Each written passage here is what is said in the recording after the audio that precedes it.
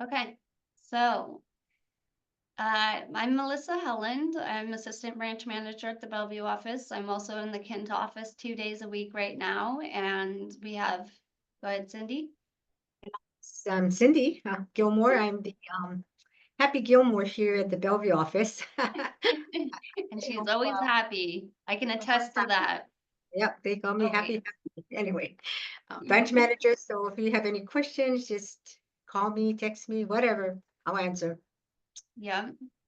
So today our class is prospecting and open houses. We're going to be going over a number of items, and we're going to talk about one of the number one reasons brokers fail is because they do not know how to generate leads, which will be going over some inexpensive ways to grow your business and utilize open houses as a great way to meet people and turn those leads into clients. That's the ultimate goal. So a few housekeeping items. Please mute your mics, but feel free to interrupt us if you have a question. If you want clock hours, we need to be able to see your faces. These classes are free and you're welcome to invite your friends to join, other brokers in the industry to join. The more the merrier. Um, if you could email me at the end of the class to confirm you were at the class, that would be great. Uh, and I can put, actually I can't, I'll put my email address in the chat towards the end of the class. So first things first, one of the things you're going to want to do is get a professional headshot. You know, that's what you're going to use on your marketing material. You want to look professional. You want to market your business in a professional manner. You're also going to want to start booking appointments and start seeing homes in your area, homes that you want to focus on. You want to get to know the neighborhood. You want to get to know how many homes are actively listed, recently sold, but booking appointments and start seeing open houses, or just any houses that you think you're interested in learning more about. You definitely want to order business cards, and you want to clean up your social media. And this is all stuff that we'll go through. You want to stay active on social media because that's a great platform for you to let people know that you're in the real estate industry. If you can, you're starting a business. So if you have funds and you can order personalized signs, that's what you're going to want to do right away if you can. We do have generic Skyline signs, but if you have a listing, you want your personalized information on your sign. You want, some signs have your photo on them, but you at least want your phone number on your signs. So that way, when they're calling about your listing, they're calling you directly and not the office. Think about your logo. Some people, have their own logo. Skyline's logo still needs to be on your, marketing material, but you can create a logo and have your own personal branding. You want to create your Zillow, Redfin, and LinkedIn pages, all to identify that you are a real estate broker. You can also create your own website, and GoDaddy is a really inexpensive way to do that. Yeah, so let's get into this. So many streams make a mighty river. We are going to be there's endless options to think about for various ways to pick up clients. We'll go over some experiences that both Cindy and I have had. But the key is to try different things and go about using multiple techniques to broaden your clientele. We're going to be going over what's called farming. Not everybody knows what farming is, but we'll talk about that. It's becoming an expert in a specific area. We'll talk about marketing drip campaigns, sending out monthly newsletters, door knocking. You can door knock for an open house. You can door knock just to introduce yourself as a real estate broker in maybe your neighborhood. And I always say, if you're in a neighborhood and you can get to know your neighbors better by just door knocking, introducing yourself, you can uh, get to know people, let them know you're in real estate. SBO that's for sale by owner. You can offer to conduct an open house for sale by owner. There are ways you can call on expired listings, canceled listings, and for sale by owners. You referral partnerships. There's a Redfin partner program, Op City, Home Light. We'll be going over Popeyes. Like I said earlier, social media. A lot of brokers do videos. They post videos on their social media. Some of them have YouTube channels that they post videos on their YouTube channels. You can do a buyer seller class, team up with a loan officer, and do a first time home buyer seminar. And obviously open houses, which Cindy goes over a lot of the open houses section of this class, and she has a lot of good information that she can provide you guys. There are definitely endless opportunities to generate those leads. So one of the things that you should be doing is reaching out to other brokers and people in the business. If you're in the office, you're going to run into more brokers, and you can kind of pick their brains on how they generate leads and what they recommend. You can also offer to do open houses for them. But people that we work with frequently is escrow and title. And so you're going to want to have a preferred escrow closing agent, and also a title rep that you trust, that you can call and ask questions with respect to title. You also want to have a few preferred lenders. We have a partnership with Movement Mortgage. We have Jackie Shuey and her daughter Jamie that are in the office typically on Wednesdays at the Bellevue office. I welcome you guys to come in and introduce yourselves to Jackie and have a conversation with her and what kind of programs she has to offer. You can also reach out to builders, contractors, stagers. You're going to want all of these people are part of your business, right? Photographers.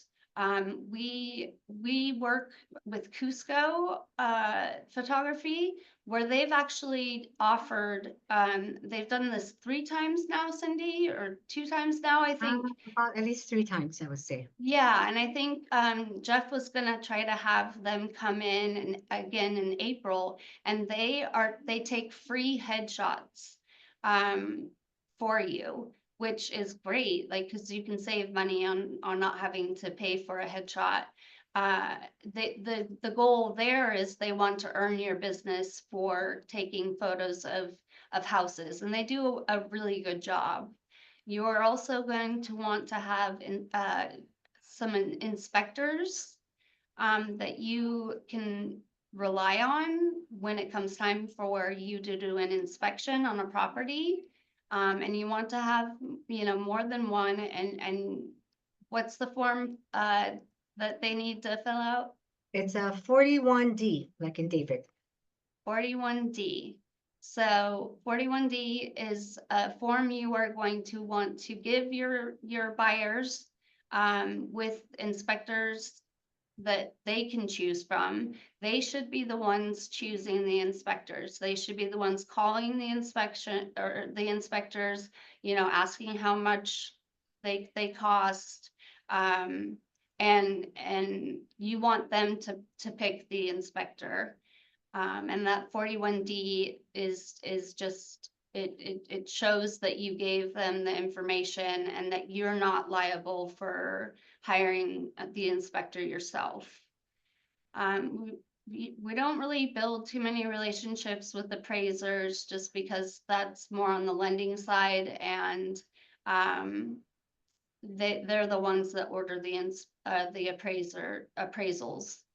But real estate attorneys, they, if you know real estate attorneys, they deal with estate sales, divorces. If you have real estate attorneys that you can reach out to and build relationships with and let them know, hey, like, I do real estate, and if you have clients that need to talk to a real estate broker and advisor, I'm available. So this is all people that you should really be focusing on building relationships with. And we can also, help recommend these we have a relationship with in-house escrow, and I should say in-house escrow, if you use them as your escrow company, they will give you a free home warranty to offer your clients. And that's a great marketing tool as well. You can put that in the marketing remarks, free home warranty offered to buyers. And it also protects the sellers, because once the house is listed, the home warranty actually protects the house while it's listed. Am I missing anything, Cindy? Oh, got it on the ball. So I would highly recommend signing up for updates from loan officers that you meet, so you can be in the loop on what interest rates are. Signing up with a loan officer that can give you great information, updated news, what is relevant in the mortgage industry right now, what are interest rates at, so when you know where the interest rates are at, and you can educate your clients about where they're at as well. Yeah, I would say to go out and meet as many loan officers in different mortgage companies and find out what kind of program they have, because they might have a program for your specific clients that you can refer them to. Okay, if you just stick with one, it's limited. So go out, reach, have them buy you coffee.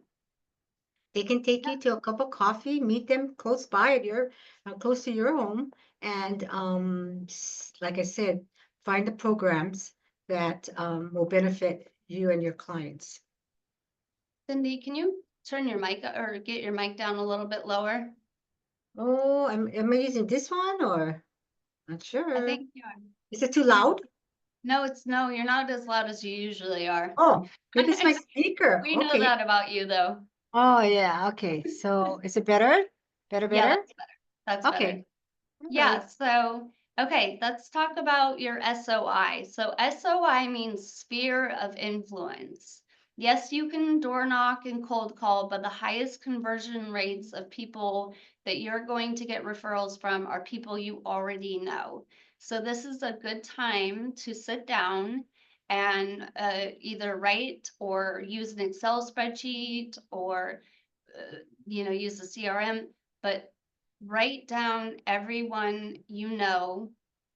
And it doesn't mean, people, it doesn't even have to, it could be colleagues, family, friends, but make a list of everyone you know and contact them.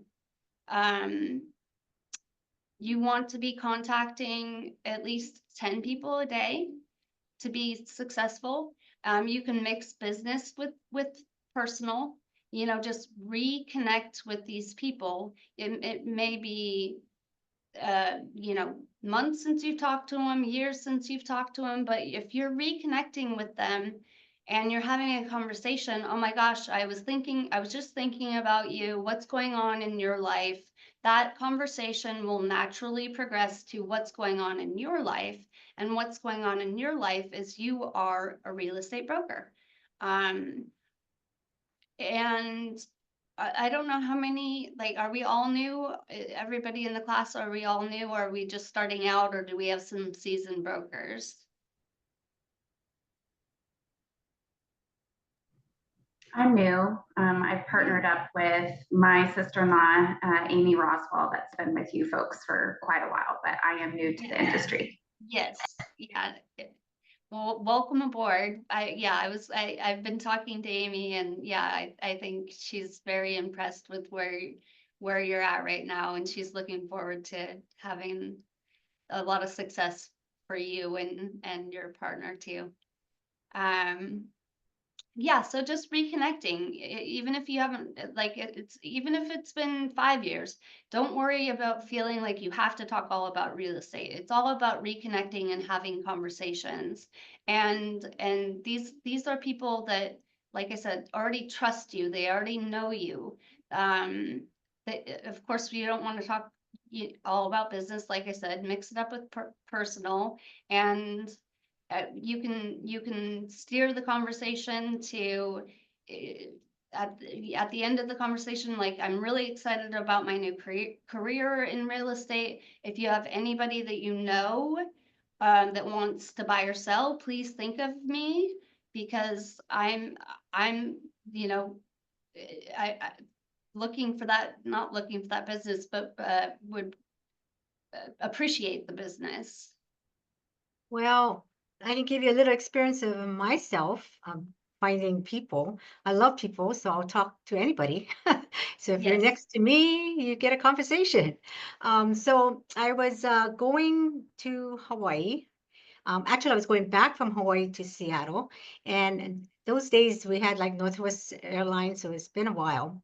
And we was standing, in the first class row, and she was right next to me, this woman. And I looked at her and I said, "Oh, do you live in Seattle or are you visiting?" And she said, "Oh, no, no, I live in Seattle. I live in Bellevue." And I said, "Oh, that's where I'm from." So I said, "Hey, maybe we can go to lunch sometime." Now, I don't know who this woman is, but why not have a conversation? And she said, "That'd be nice." And then, so anyway, she said, "Oh, what do you do?" And I said, "Oh, I run this real estate office." And I gave her my card. I went in the plane and she said, "Oh, Cynthia, see," and we connected. And so she said, "I have a friend whose son is going to be a doctor at University. I was just going to say University of Hawaii, University of Washington." And so they want looking for a condo or a house that they can rent out to their friends because they'll be there for about 7 years. I thought that's a great idea. So anyway, I gave her my card. I said, "Why don't you give your friend, this information? She can connect with me."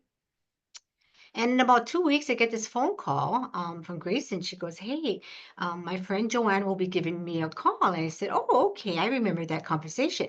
So Joanne calls me and she goes, "Hey, my son's gonna go to, UW, and hope you can help us find a house." And I said, "Oh, absolutely." So anyway, we, conversion was through our emails. I sent her some listings and so forth. She told me when she was going to be in. We connected. I set appointments. She came. She was here for about 3 days and she put in an offer. So that was good and productive, right? So then she goes back and she tells her other friend, because her son is also going to be a doctor. And so it went around, several times, which was very, very interesting because if I have not had that conversation, just say, "Hi, do you want to go lunch?" I would have never met this woman. So, Right. yeah, so you don't know who you be connecting to. I mean, just go out there and make that Well, connection. and she became your sphere of influence. That's correct. On my list, right? Yeah, on your list of somebody that you you have a relationship with now, and you get Right. referrals from those relationships. So like even like with me, my experience, I have over 20 years of experience, um, oh, which is a quite a long time. Anyway, but in the beginning, when I was new, no clue, how I'm gonna I get up in the morning, I'm like, oh, I'm ready to go, and what am I gonna do? Right? So I decided, okay, well, I'm a people person, so I have to go out. So I go to the mall. I park the same place all the time. I go to the mall, and the 9 o'clock is the best time to go to the mall because it's just opening up, and these workers are talking to no one, right? So you get to go in every store and talk to these, uh, you know, people that work there, their employees. Tell them who you are, and you never know. So I would go in each store, and next thing you know, about a year, I'd be walking down and people would, come out and say, Cindy, Cindy, Cindy, and the next thing I know, the whole mall. I don't go buy nothing, right? But I'm just having a conversation. Anybody in real estate that might need some advice or help, here's my card. Just give me a call real quick. So you have to reach out to people. You never know, who you're going to reach out to, but uh, that's one of the ways of getting your spheres of influence and then writing down on your list. Yes, and always having your business cards on you. Always. And you should be Yes, able to give at least 1,000 business card a year, at least yes, minimum. And if yes, you at the end of the year and you look in December and go, oh my gosh, I got like 700 left. Oh, that means that you haven't been giving your cards out, right? right, So you want to right. be like constantly, or it's only like $20 or, just order your cards, make sure you give it out to wherever you go. Yeah. Yep. But Yeah, and business cards are relatively inexpensive, but you definitely want to get, give them to everybody you meet, everybody that you strike up a conversation with, everybody that like yeah. Cindy said, standing in line, waiting to get your coffee, strike up a conversation because you never know where that conversation's going to go.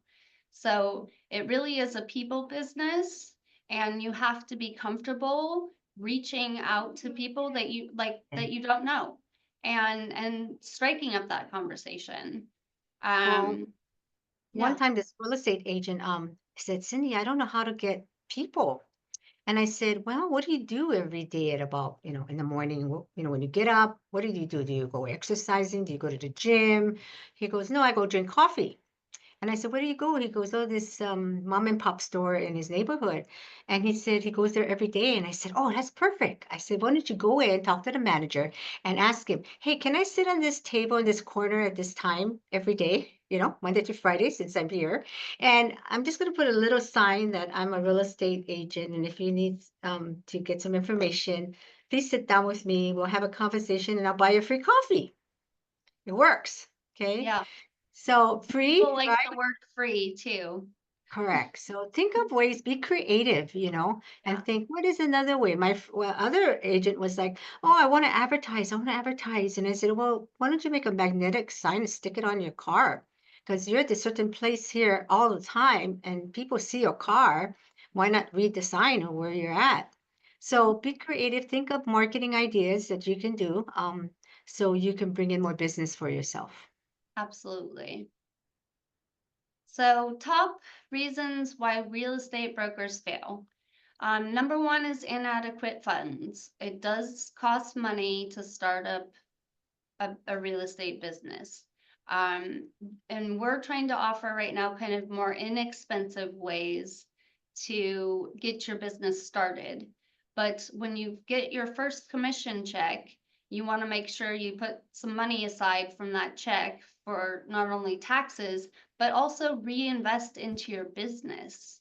Because that means I got this, big commission check. Now I'm going to get my signs, my personalized signs. Now I have the funds to get personalized signs. Um, Limited knowledge of lead generation. And that's what we're talking about right now is how to do lead generation by prospecting and holding open houses. Failing to follow up with clients, that's a huge one. I would say number one, you want to follow up, follow up, follow up.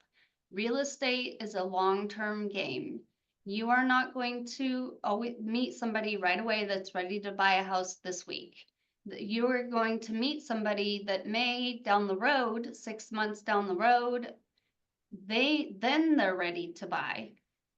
But if you don't follow up with them, you might miss out on an opportunity. So you want to make sure that you're following up with these people that are interested in potentially buying or selling. For marketing, it's definitely a good idea to have a marketing plan in place, like those newsletters we talked about, and we'll go into some more ideas about marketing. That's kind of where farming comes into play, and we'll, like I said, we'll talk more about that. Also, missing a business plan. So at the very bottom, did you know that 87% of brokers will fail in the first year? It's because of these items right here. Having a business plan is very important, and we'll go into that as well in more detail. But you have to understand that being a real estate broker is not just about doing paperwork. It's about finding those clients. That's the most difficult part. And that's why we teach this class. And that's why Cindy was talking about standing in line at the airport. And then the next thing you know, you have a referral. And the next thing you know, you have another referral. And, you want to get those referrals and engage with people and be consistent. And just think of everything you do if you're at the grocery store, you're constantly prospecting. So yep, that's something to think about, because 87% is a pretty high number. And if you're doing it right, you should not fall within that 87% of brokers. We do not want you to fail. So studies show writing down your business plan can increase your chances of success by 30%. It gives you direction and planning. It helps answer questions such as, who is my prospective client? How much do I want to earn? What do my sales need to look like to reach my ideal take-home pay? How will I cover expenses of my business? And that goes back to, once you get your first commission check, you want to put some money aside to reinvest into your business. This business plan will help you prepare for your success. And now in January in December is the best time to write out your business plan. But here we are, January 2025, which, the 2024 just flew by. And if you haven't done so already, create a business plan. So that way you're not scattered all over the place. You have something that you can refer to. I look at my business plan regularly, and I also adjust it too. It keeps you on track. It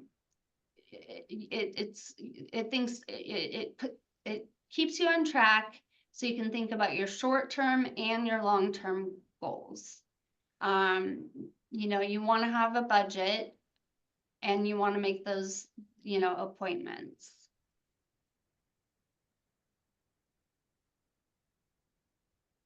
So defining your market strategy. Who is your target market? Who do you want to focus on? Do you want to work with, do you want to become an expert with investors, first-time home buyers, veterans?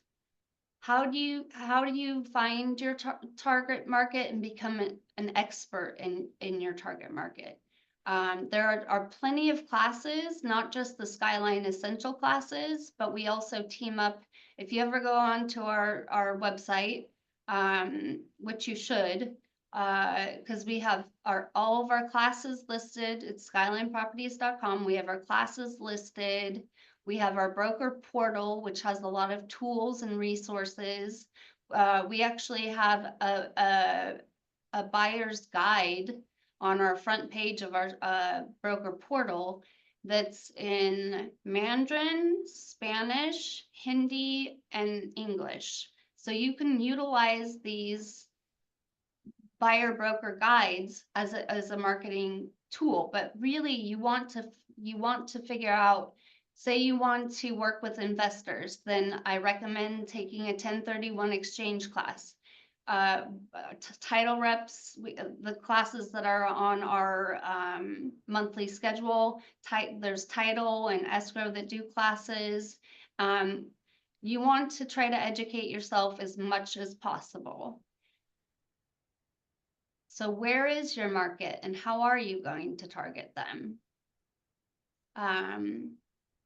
So analyze local competition. So in-depth research to go beyond SWOT. SWOT is a marketing term. It stands for strengths, weaknesses, opportunities, and threats of your local competition. So I encourage you to write down 10 strengths that you offer. Write down where you think your weaknesses are, because that's where you can try to work on those weaknesses and grow them into strengths. What opportunities are out there, and then what the threats are. So if you focus if you're focusing on first-time home buyers, analyze your competition. What are they doing? What are they doing well? What do they have to offer? What can you offer? And what sets you apart, most importantly? What are you going to do to set yourself apart from other brokers out there? And Cindy will go into this too, in open houses. It's not a bad idea to go into an open house and see how another broker operates their open house. You know, see, and you can tell them you're a real estate broker or not. You know, you can you see if they have a sign-in sheet, see how they interact with different buyers, what kind of questions they ask. There's just learning from other brokers or not learning from them. Maybe you were totally turned off by the broker that was holding the open house. Maybe they were on the phone the whole time. Well, that's not something that you want to do. So what would set you apart is not being on the phone when a buyer's coming into your open house. You want to be engaging. That's very important. So here is back to, making a business plan. It doesn't have to be this long, pages of information. It can be something as simple as, okay, here's my income goal, and it's a numbers game. So your income goal, you kind of start backwards. Say you want to make $100,000. How many closed deals do you have to do to make that $100,000? How many listing appointments do you need to take to reach that goal? Listing sold goal, goal hours per week. You really want to spend every day putting at least 3 hours into your business. Goal days worked, prospecting goal, contact goal, and then what's the number that you need to have to convert these having conversations and setting appointments and signing with the client under a contract. This is just a very simple, like I said, it's a numbers game. And if your goal is to get 10 leads a month, write that down. What numbers do you need to hit to get there? And that takes some time too. Like it depending on, the purchase price or sales price of the homes that you are selling or focusing on.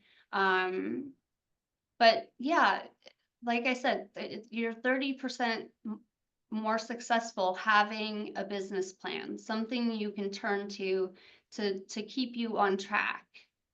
Tracking your numbers is important. Say you call 10 people a day and you didn't get one appointment, well then what do you need to do that's different? How are you gonna change what you're doing so you can get those appointments set?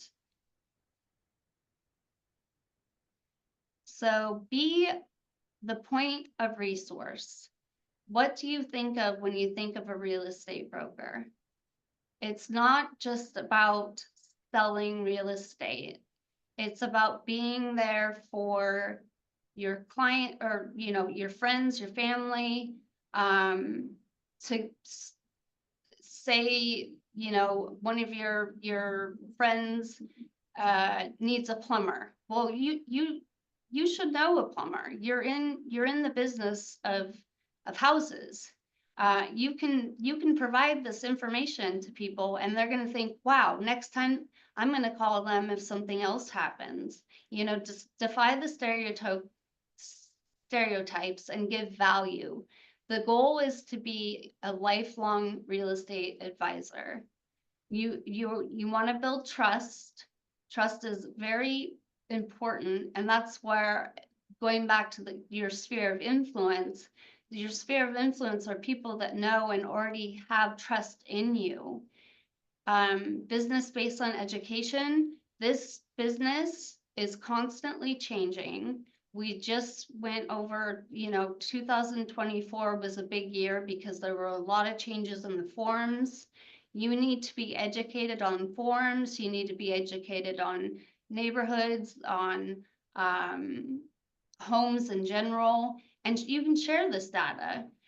It's you want people to go to you for questions, and you want that repeat business too. The average person stays in a home for anywhere between 5 and 10 years. That's why I say it's a long-term business. So say you help somebody get into a home, and their 5-year anniversary is creeping up. You want to call them. Can you believe you've been in your home 5 years? How is everything going? You never know. They may want to downsize. If that's the case, you are in a great position to say, hey, if you want to downsize, I know some smaller houses, maybe a Rambler, if they're getting, to a point where they can't, 2-story home just isn't feasible for them anymore. But it's back to that, just being available and being an advisor, and reaching out, and that following up. So Now, you can also send to your clients, like, that they've been living there for 3 years, 5 years. So you can send them a comparable market analysis of their home. Yeah, that's a great Because, idea. yeah, and just send them a comparable, say, hey, I was looking in your neighborhood and I was just thinking about you, and I thought I'd give it this comprehensive marketing analysis so you know how much your house is worth. Because you never know, they may say, wow, I didn't realize it appraised this much, and I mean that much, and so maybe they might consider in listing. So that's how you follow up with, you think, and you think of Yeah, your clients. that's a great idea. Like, they've been there for 5 years. How much equity do they have in their house now? Exactly. Yeah, and that's something that you can share, and it's valuable, and it might get their wheels spinning. Maybe I do want to move somewhere else. Yeah. So InfoSparks is, if you're on the Northwest MLS, there is a statistics section called InfoSparks, and you can provide, your they don't even have to, this is back to the CMA, like providing them value with, like, look at how much the housing prices have gone up. There's a lot of tools on the Northwest MLS, especially engineers specifically like data like this, because they're A-type people that want to see numbers, and they understand graphs, and just providing this data shows that you're knowledgeable of the industry.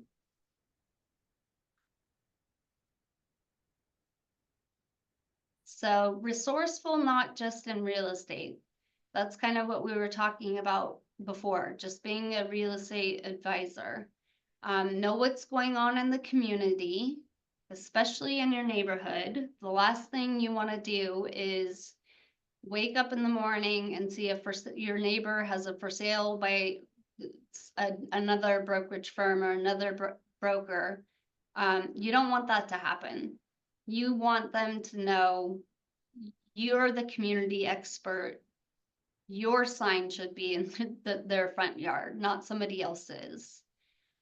Social media to share community events, sports schedules, host events in the neighborhood. Summer will be here before you know it, and it's never a bad idea to, have like a summer potluck, have a neighborhood potluck, try to get more involved in your neighborhood, and you can sprinkle it with real estate, right? We continue to say, top of mind is the goal, and follow up is 80% of the business. Don't let leads fall through the cracks. So, back to that follow up game. You need to, and it doesn't even have to be somebody that's looking to buy or sell. If somebody has a referral, well, you're going to want to follow up with that referral, and you're going to want to follow up with that referral often and share who you are. But it doesn't always have to be about real estate, but it just kind of naturally real estate comes up all the time, especially when you're at a barbecue at your house, and the neighborhood and the community. I know I was just at a family barbecue over the summer, and when I said I was in real estate, my cousin talked his ear off my ear off about him wanting to invest in real estate. It's a great investment. It's one of the best investments you can make in your lifetime. And I think, Cindy, you can attest to that. You're Absolutely. building wealth Right. by owning. So it's not Uh, only you're helping your clients buy a house or sell a house, you can also help your clients, investors, build wealth, right? That's what we want to do. Some Yeah. of these clients out there, they just invest in stocks, and you're like, oh no, I can help you, invest in real estate, right? So that's something good. And also, if you don't know how to categorize your clients, like when you follow up, I would categorize it like in alphabets, like A clients, B clients, C clients, and D clients. So your A client is top of the mind, right? They're the ones that refer you to people. They're the ones that always contact you. Um, Take care of them, take them to lunch, communicate with them, treat them well, stop over, and say hi. And because they're the ones that are going to give you a lot of referrals in your business. The B is also good clients, but they're not as aggressive, right? So they'll just remember who you are, and give you some referrals. C is ones that, oh, they're pretty much ready to buy, but they're really not quite qualified. So that's when you need a good lender, right? Would have different tools and solutions for them to help them get started. So maybe they may not purchase this year, but they would be able to purchase in 3 years. I've had clients like that, right? They work with the lender and they set a plan so that they can, get rid of their, their credit cards or whatever they are. Yeah, and make a plan so that they can purchase, and it happens. So, Yeah. so categorize your clients, and that way it'd be easier for you. And based on your spheres of influence, and in a year you might get 100 people. Um, like Melissa said, it's really, really, really to follow up. You don't follow up, you are missing the game, and you'll see a friend down the street says, "Oh, I just bought a house." They forgot you, right? So be Last top of thing your you want mind. to hear. Yeah, last thing you want to hear is Yes.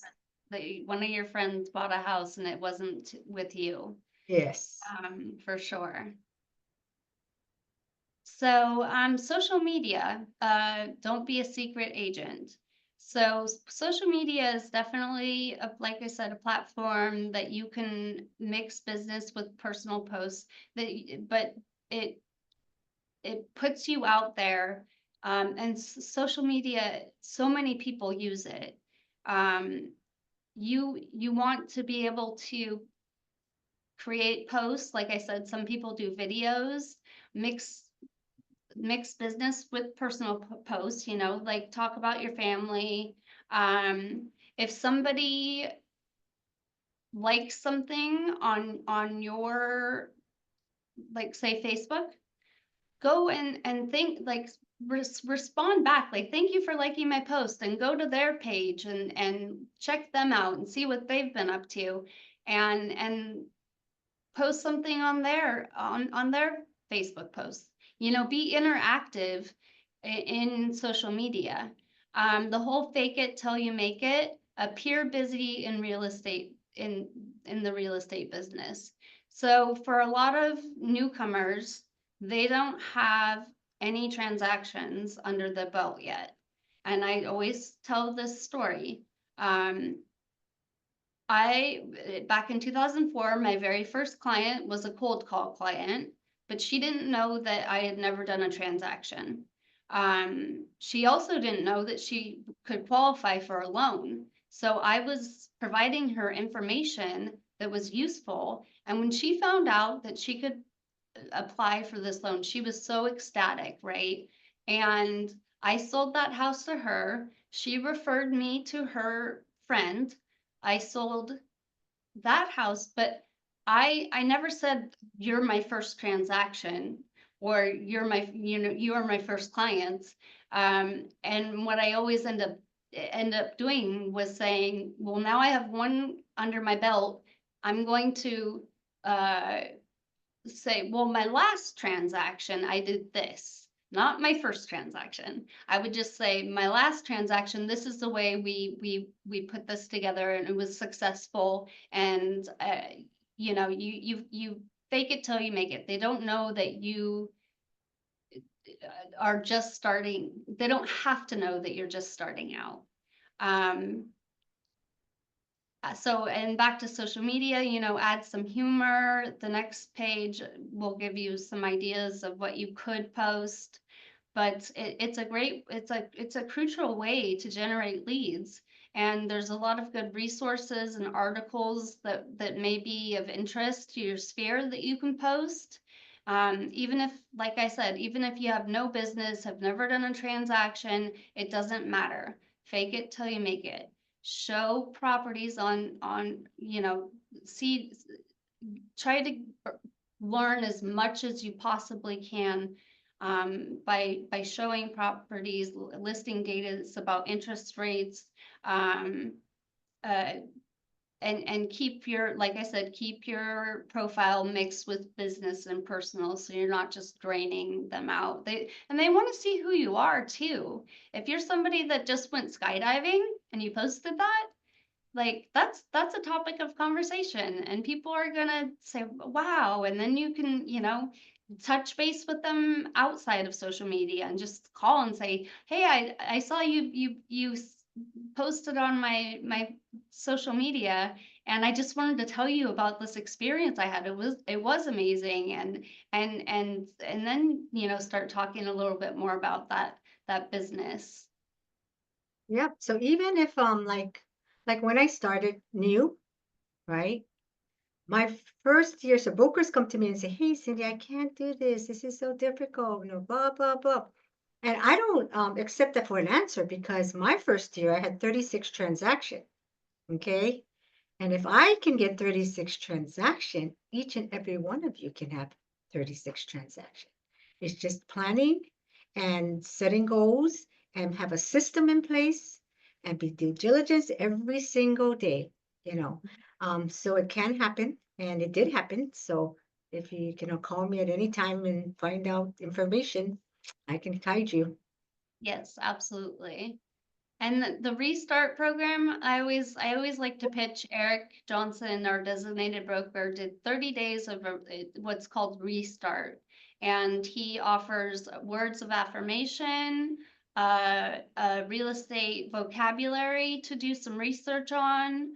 If it's the first thing, once you get dressed and ready, if it's the first thing you do is click on his day one restart video. They're very short videos. They're about 5 to 7 minutes, and they give you great ideas of what you could be doing to elevate your business and get you in that right mindset to really want to focus on it. Because the more you learn, the more you're going to want to focus and continue to grow as a real estate broker. So I highly recommend you going on our YouTube channel, and I challenge you guys to do the full 30 days.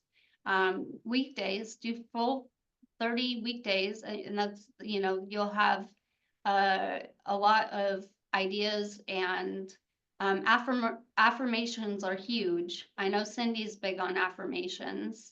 Yep. She has, yeah. What was that called, please? I'm sorry. So it's called the Restart program. The restart. Okay. Yeah, Thank you. and And it's on the our YouTube channel. Yeah, it's on the YouTube channel. It's on our videos. There's literally 30 days that he did, and that they're all like everyone that I've watched. I mean, they just kind of help jumpstart you to get in that mindset, and to also do some research. I know, like, he has his affirmations that he says, and he says, tell yourself these affirmations 7 times this day, and then he has the vocabulary word. One of them's inventory. Learn more about inventory. And you should know the inventory that's out there too, and it just helps to kind of guide you to be excited about, learning more about your business. So here's a couple Facebook samples. Top 10 things to do when selling your home. Number 1, call me. I'll handle the other 9. I always like the listing agent and the buyer's agent. Also guess the price, weekly posts, interact with your friends, offer small gift certificates for the winners. That's a great idea. Have some fun with it. I always like how the listing agent is so put together. The buyer's agents definitely put a lot more work into trying to find their buyers a house. It's not always easy. There's a lot of psychology involved. You're spending sometimes, 30 days to 60 days to 90 days trying to find this perfect house for a buyer, and you are pulling your hair out and you're drained, and you know more about these people than their therapists do. But the goal is to really hone in on what they're looking for. So and that's where that buyer's guide comes into play, because it does have, like, what are your musts in a house. And if you're showing, I mean, I've heard of people showing, 50 houses before they find one. If you're showing too many houses, you're not really understanding what they're looking for. So you want to make sure that if hey, we've looked at 10 houses. Tell me about these 10 houses and what you did or did not like. So in the future, I can set up a search where we can find you what you really want to be living in and purchasing.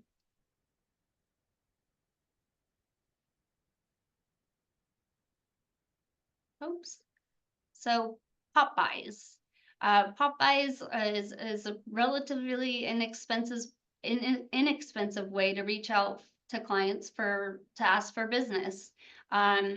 It's a great reason to stop with a little goodie bag and see how things are doing. You know, these may be people that just bought a house from you, and you know, you want to find out how they're enjoying their new house, and you can you know, give them a little goodie bag. You always I would always keep track of the sale anniversary. So you can, once anniversary, 1 year anniversary comes up after the sale of their house, you definitely want to pop by and be like, can you believe it's already been a year? You've been here. Here's just a little something for you. I used to do, well, this gets more into farming, but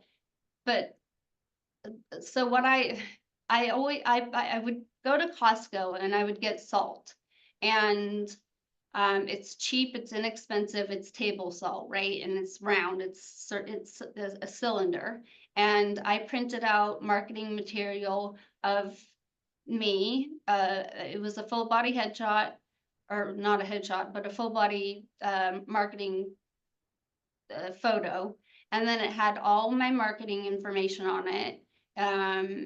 And think about how long table salt sits in your cupboard. So they're opening up their cupboard to make cookies or what have you, or refill the salt shaker, and they're seeing my face, and it's like, oh yeah, like I haven't talked to her in a while, and oh yeah, she's I wonder if she's still in real estate. You know, that to me was one of the most inexpensive ways. I would have it at my open houses too. Here, take some salt. It has my information on it. They'll still use it. It doesn't matter. But it keeps you at top of mind when it does come time for them to open up their cupboard and see that salt with your information on it. So that's a creative way to just kind of stay top of mind. And we do have, you know, different, like Easter's coming up, and you can, you know, just drop off something, a little something. You know, it just is a way to interact and make sure that they know that you're thinking about them. So client appreciation events are also successful. Private movie showings, if you reach out to your sphere of influence, to your past clients, and you can actually rent out a theater, and you can have a private movie showing. That's a great way for you to stand up in front of a crowd of people, you know, free movie, you know, and just say, thank you for, this is my client appreciation. Thank you for your business.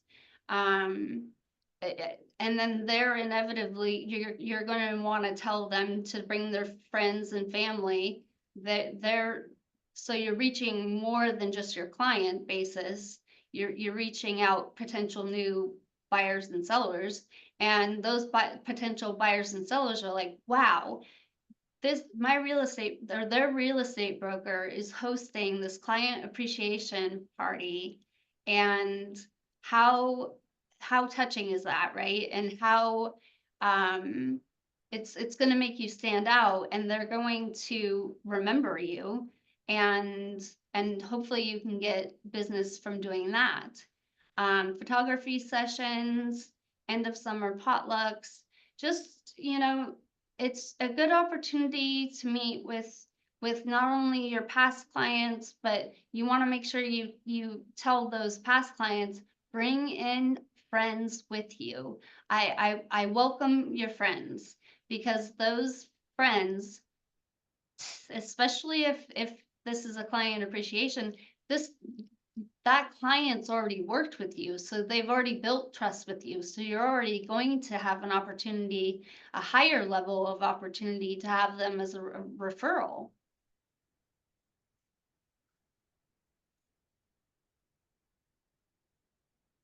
So for sale by owners, is a business opportunity. The most common reason that that sellers don't hire brokers is because they don't see the value in us. They don't want to spend the extra money on commission. But if you see a for sale by owner house, why not knock on the door and just ask them, hey, like, I see that your house is for sale. Are you working with any brokers or talking to any brokers? I would love to do an open house for you if you are open for it. And the thing about for sale by owners, they don't know, like I said, what our value is. We give value on, we have so much value that we have to give. You know, they actually don't even realize that by using a real estate broker, they can actually earn even more on their net proceeds. They don't know, contracts, they don't know timelines, the paperwork, accurate pricing. I've seen for sale by owners price their homes too low and they're losing money where they could have hired a broker, had accurate pricing and netted more proceeds.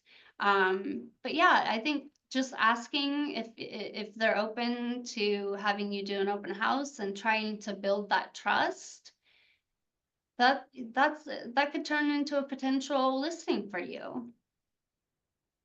And there is a script that Cindy and I go through that you can utilize when you're talking to a for sale by owner. So I'll go Cindy. So hello, my name is Melissa Helland. I'm with Skyline Properties. I noticed you have a home for sale in my coverage area. Is it still available? Yes, it is. Great. Are you cooperating with real estate brokers? No, absolutely not. Okay, well, I know the area well, and I'm wondering how much you're asking for the house. $264,900. Okay, if I had a buyer who would be a good fit, wouldn't that be helpful for you? Yes. Great. What I'd like to do is schedule a time to come by and look at the house to see if it would work for any of our clients. I'd also like to share some things we do to help for sale by owners like yourself. Do you have time this afternoon, or would tomorrow work better for you? Well, I really don't want to work with an agent.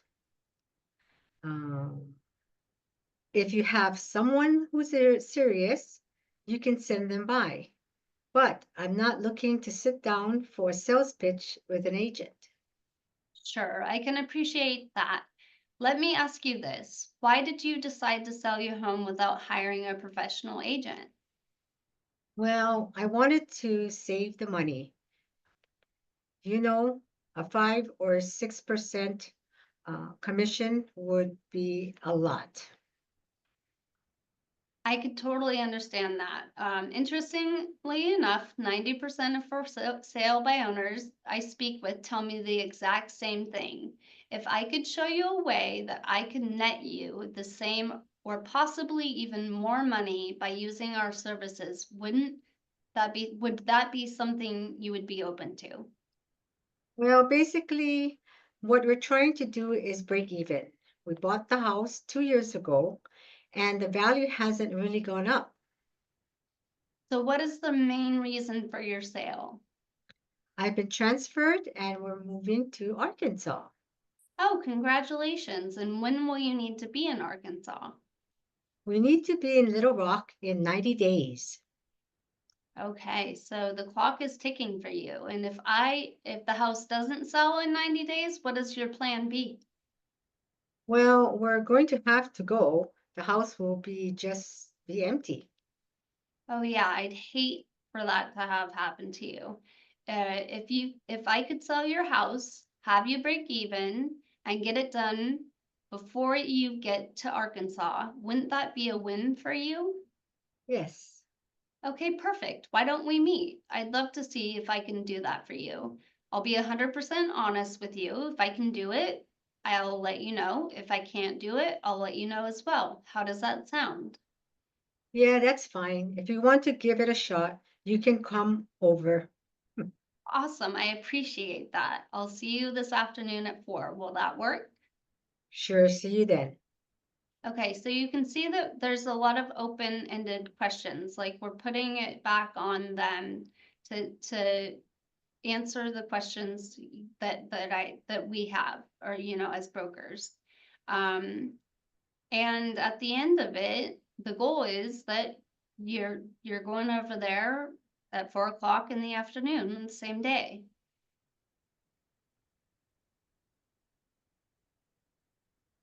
Any other thoughts on for sale by owners, Cindy? Any what? Any other thoughts on for sale by For owners? sale by owners. I don't see as much now than I Yeah. used to, we just see all the signs out there. But look, if you do see a for sale by owner, try to give this a shot. You never know. Yeah. So farming the neighborhood. Farming a neighborhood is a great way to meet your neighbors. I would recommend you farm in your neighborhood. When I first started out in 2004, I lived in a 40-unit condominium complex. I got on the HOA board right away. Everybody knew that I was a real estate broker. Talk about being a real estate advisor when you're sitting on the board of your HOA. There's a lot of questions that come up, and so I focused on those 40 units as my target market. And then there was another complex that had 230 units. And I focused on those 230 units as well. I picked those areas because I knew them well. And when you're farming, you want to be consistent. So basically you're picking this area, you're going to be consistent. You're going to want to have at least 100 houses or condos that you are going to target. And you're going to want at least a 6-month commitment to get any results. It's about staying top of mind. So sending out postcards I did every month.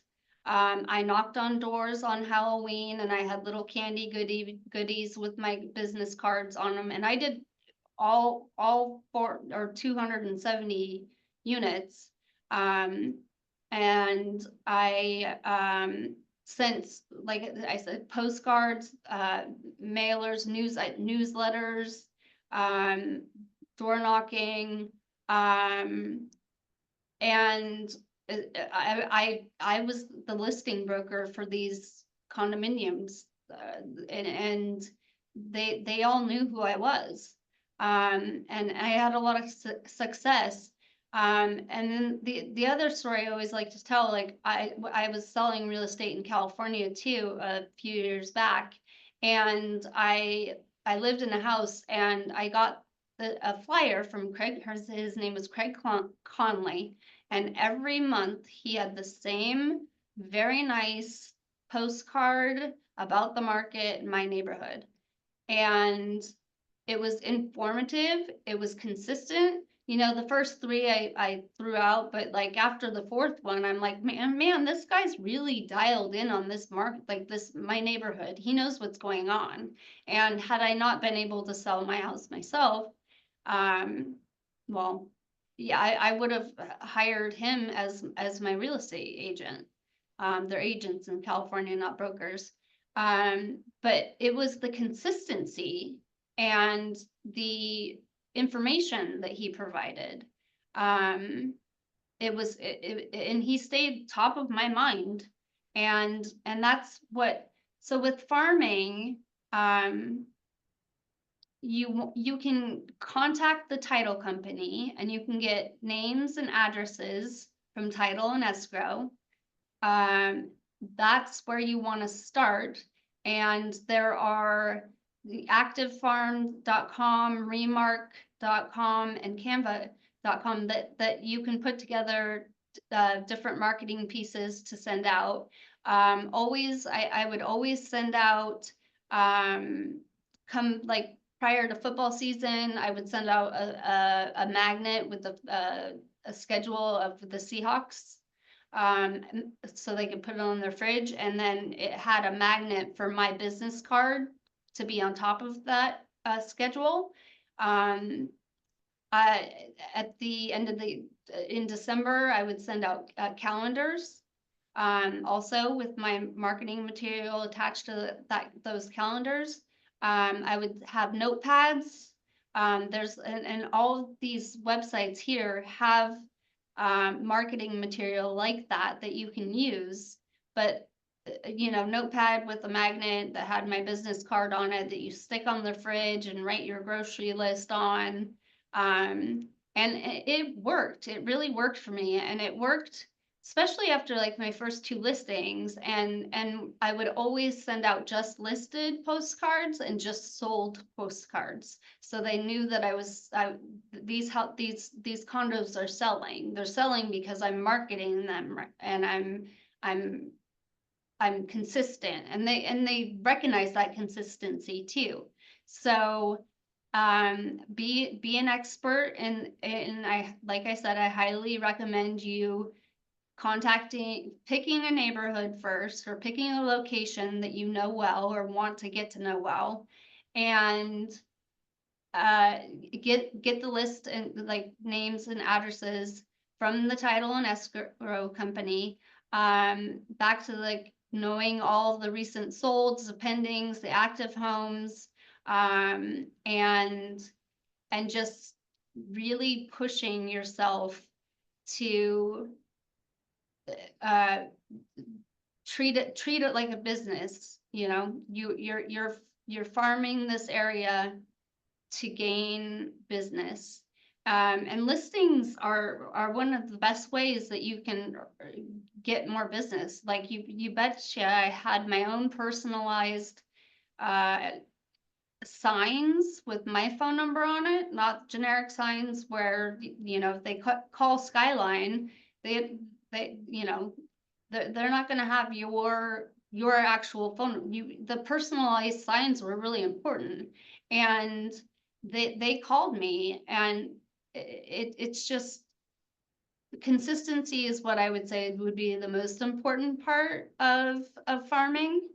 But Not only consistency, but price, because it can cost money. 6 months, 7 months of doing the same thing, getting 200, postcards, and then you have to do your research like any other business. Postcards, okay, there's different sizes of postcards. So how much is this size? How much is that size? And, figure out the cost before you do any of the marketing, because you don't want to run out of money and it wasn't effective for you, and realize, hey, this hasn't worked. It's been 1 month, but you only invested $200, right? So if you wanted to make it work, do your research, find out the cost, and then go for it, implement it, and stay with it. yeah. And having, like I said, having that listing where a buyer sees your phone number, sees a house or a condo that you have listed, and they call you directly. The question is, hi buyer, you're interested in this property. Are you working with another broker? No, great. I'd love to show you this property. A lot of times they may not be interested in it, but this gives you an opportunity to build rapport with them, and become their buyer broker. We do have certain steps we need to take now before engaging in real estate with buyers, and that's Form 41, which you guys should be familiar with, the buyer brokerage, the BBSA, buyer brokerage services agreement, that you really need to get signed with the buyer before you can practiced any type of real estate with them, but you're at least, they've called you, you're asking them questions, you are trying to set up an appointment with them and then go from there.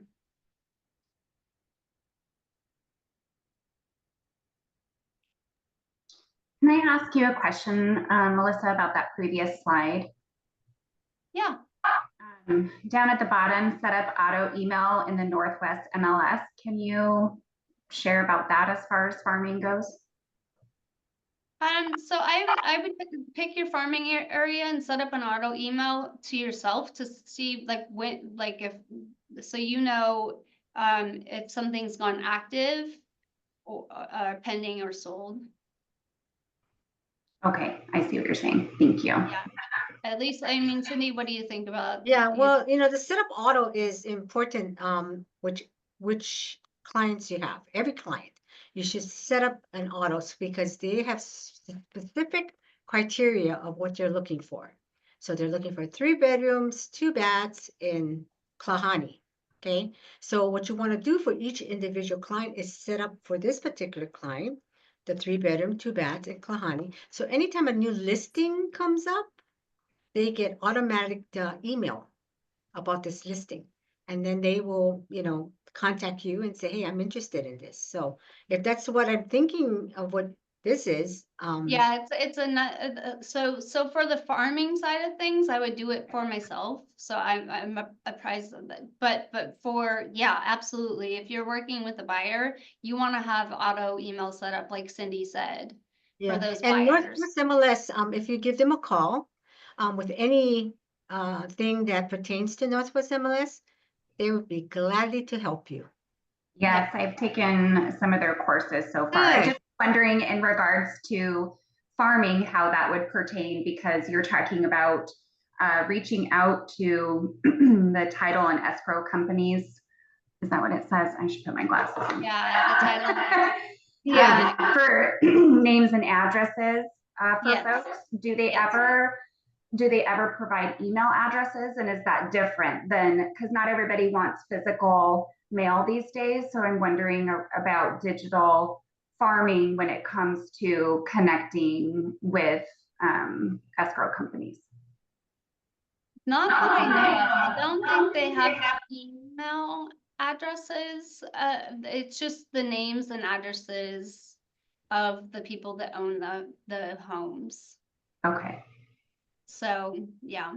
So I would kind of start with the title and escrow, ask them, hey, I'm thinking about farming. Can you guide me and let me know what you can offer me? Yes, I think it's 20 cents a name or something like that. Before they never used to charge, but now I guess, with the industry. And I know Northwest MLS did come up with something like that about the farming side of it. So that would be interesting if you could find out, on that end. Yeah, I will actually, just because I'm curious about the evolution and advancement of farming these days. Absolutely. 2025, so I'm wondering if there's a different, just a different avenue in conjunction with or in lieu of.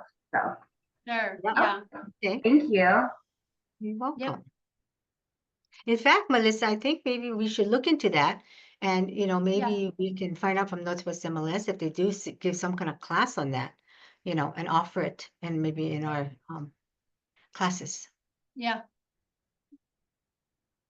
So yeah, farm the neighborhood. This just goes back to what I was talking about earlier. Farm the neighborhood with postcards. You can send recipes, sports schedules, calendars, all of the things that I had mentioned previously. Like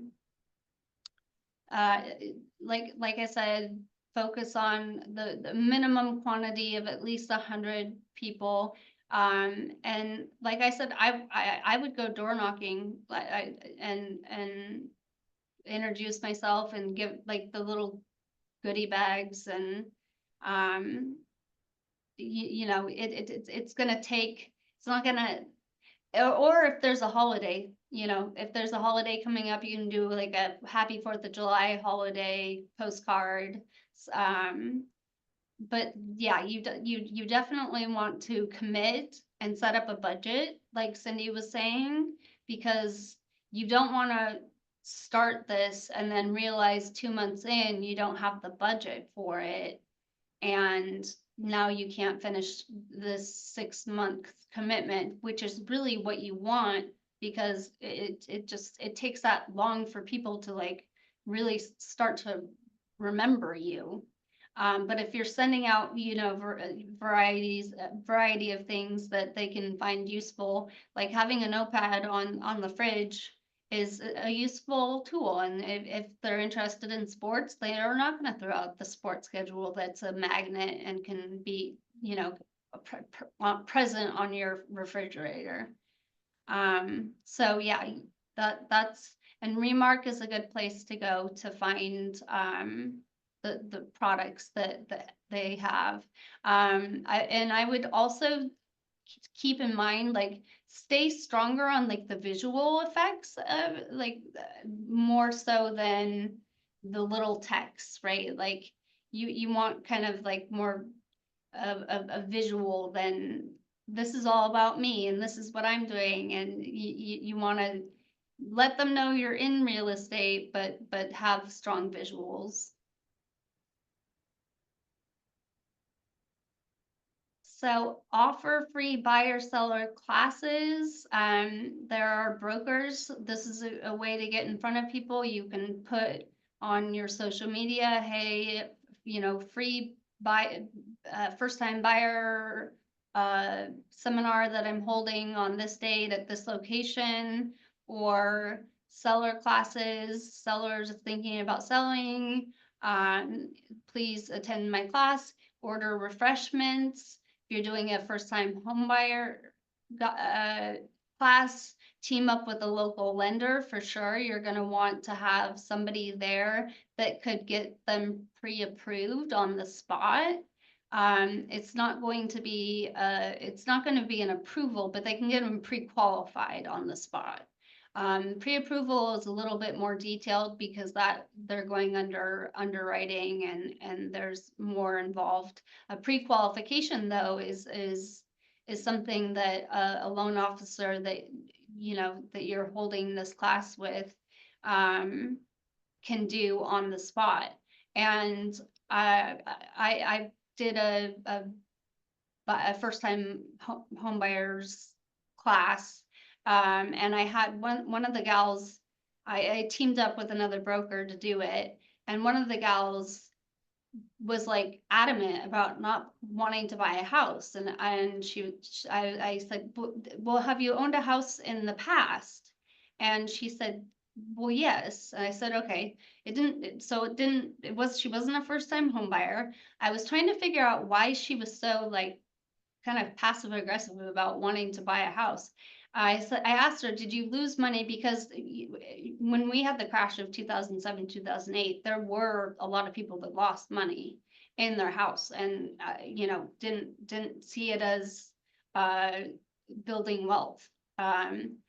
But I asked her, I said, did you make money? And she said, yes. And I said, well, then what's stopping you from doing the same thing? And she talked to the loan officer that we had. She ended up buying a house. And it was just kind of like trying to get past like what is it that you're stuck on that you don't recognize that this is going to build you wealth. And even with, you know, the market, you know, in 2007, 2008, when it went down, it always recovers. And that's the thing about real estate. It kind of does this, but it always does this. Like it'll always go back up. There's only so much real estate, right? That you can find, and if they're planning on staying there for at least 5 to 10 years, they're going to build equity, and that's going to build wealth, and you want to be able to educate them that way. And I was glad that she ended up purchasing a property. So yeah. Have, you know, good real estate marketing material, mingle with the people, hand out those business cards, and make it fun. Maybe do some prizes or trivia. be engaging. Make sure that, you know, if you are going to hold this class, that you you have an agenda in place, so you can kind of go over the key points of why, what steps you need to take and whatnot. And even if you create the agenda and you create this class, we make sure the time frame. You know, you have to do this class within an hour. So whatever agenda you have, we have to break it into so many minutes. So we don't go over or we don't go less. And if you're going to bring a lender with you and you guys are going to share this class, then how many minutes is this lender going to speak and how many minutes are you going to speak to make sure that, you know, the timing is perfect. Yeah, yep, that's a very good point. So CW Title, if you can sign up with CW Title to get news you can share, and we'll go over some examples of news that you can share. They send out, you can, like I said, you can sign up with them. And they send out these fun little, you know, Halloween and harvest events for kids. You can post this on your social media. You just have to make sure that you don't use their logo. So you would have to rebrand this with Skyline Properties. But this is a sample. The home connection is another one, you know, eye on the market, what's going on. Fences make great neighbors. Like, this is all stuff that you can uh, send out, post on your social media and get a pulse, have them have the people that you're posting for have their pulse on the market so they know kind of what's going on. Other ideas that you can share with your sphere. But I really like what CW does. And I like that you can share it. And it's just ideas for real estate brokers to grow their business. And they also lead to, you know, conversation starters. So, let's see, yeah, monthly newsletters. You can have monthly newsletters that you send to your sphere. Remember, top of mind is goal. And these are some of the sites you can go to create these newsletters. The key is, like I said before, not to be too wordy, be more visual, but grab their attention and mix it up with business and personal.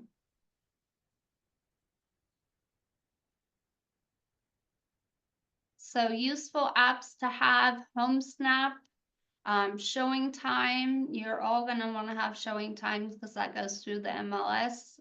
Home Spotter. There's a financial calculator is a handy app. The Northwest MLS also has a financial calculator that's really you can plug in numbers and it'll spit out a pretty close results as far as like it's difficult to do it with buyers because there's so many different factors. Like, you don't know what their credit score is. You don't exactly know how much money they're making. They may say one thing and it may not be. You don't know their debt to income ratio. And that's another thing. As I say that, when you're working with a buyer and they're getting ready to buy a house, one of the things that you're going to want to tell them is do not change your spending habits.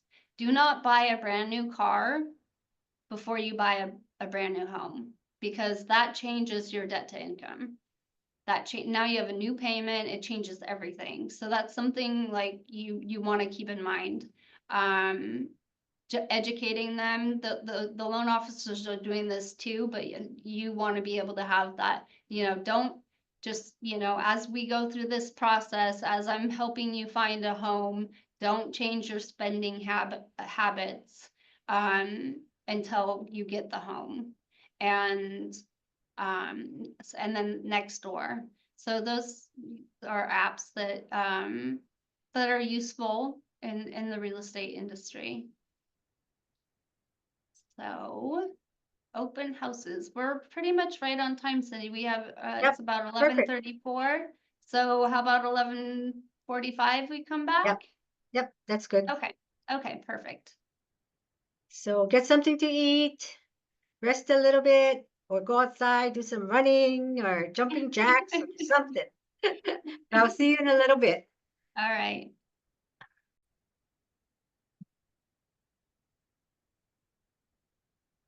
Hey. So I'm going to start the open house class. I hope everyone's here.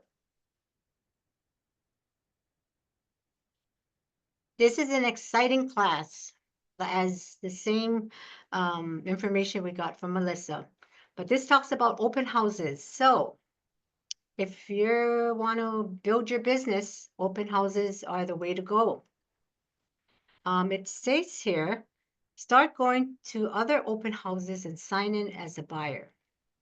Okay, again, in your neighborhood, you want to know what homes are for sale and what it's different when you go in and look at homes than rather than just look at online. So if you have every opportunity and the weekends, you have nothing to do, hey, go to open houses. It's always wonderful to find out, get information about, you know, this broker who's doing this open house, how they do it, and how you would do it differently or add in the comments that they have. So, you know, everyone's different. We want to be comfortable in presenting open houses. Okay, so let's get started with that. Okay, a few notes. If you are bringing kids, they say ask seller first. Must be licensed. No unlicensed assistants. Can ask lender to sit on an open house with you. Broadcasting other listings on social media. You have to have a written approval from the sellers first. Okay. We can't just find a listing that we love and want to do social media on it. No, we have to have permission. Okay, so Tom Ferry, I don't know if you're familiar with Tom Ferry. If you're not, please take his website, www.tomferry.com, and look at some of his scripts, his presentation style. Uh, he's the CEO of Ferry International. He's a real estate coach, a speaker, also an author. He's the son of Mike Ferry. I don't know if you know Mike Ferry, but he's a legendary real estate coach. He worked at Dad's company for about 20 years.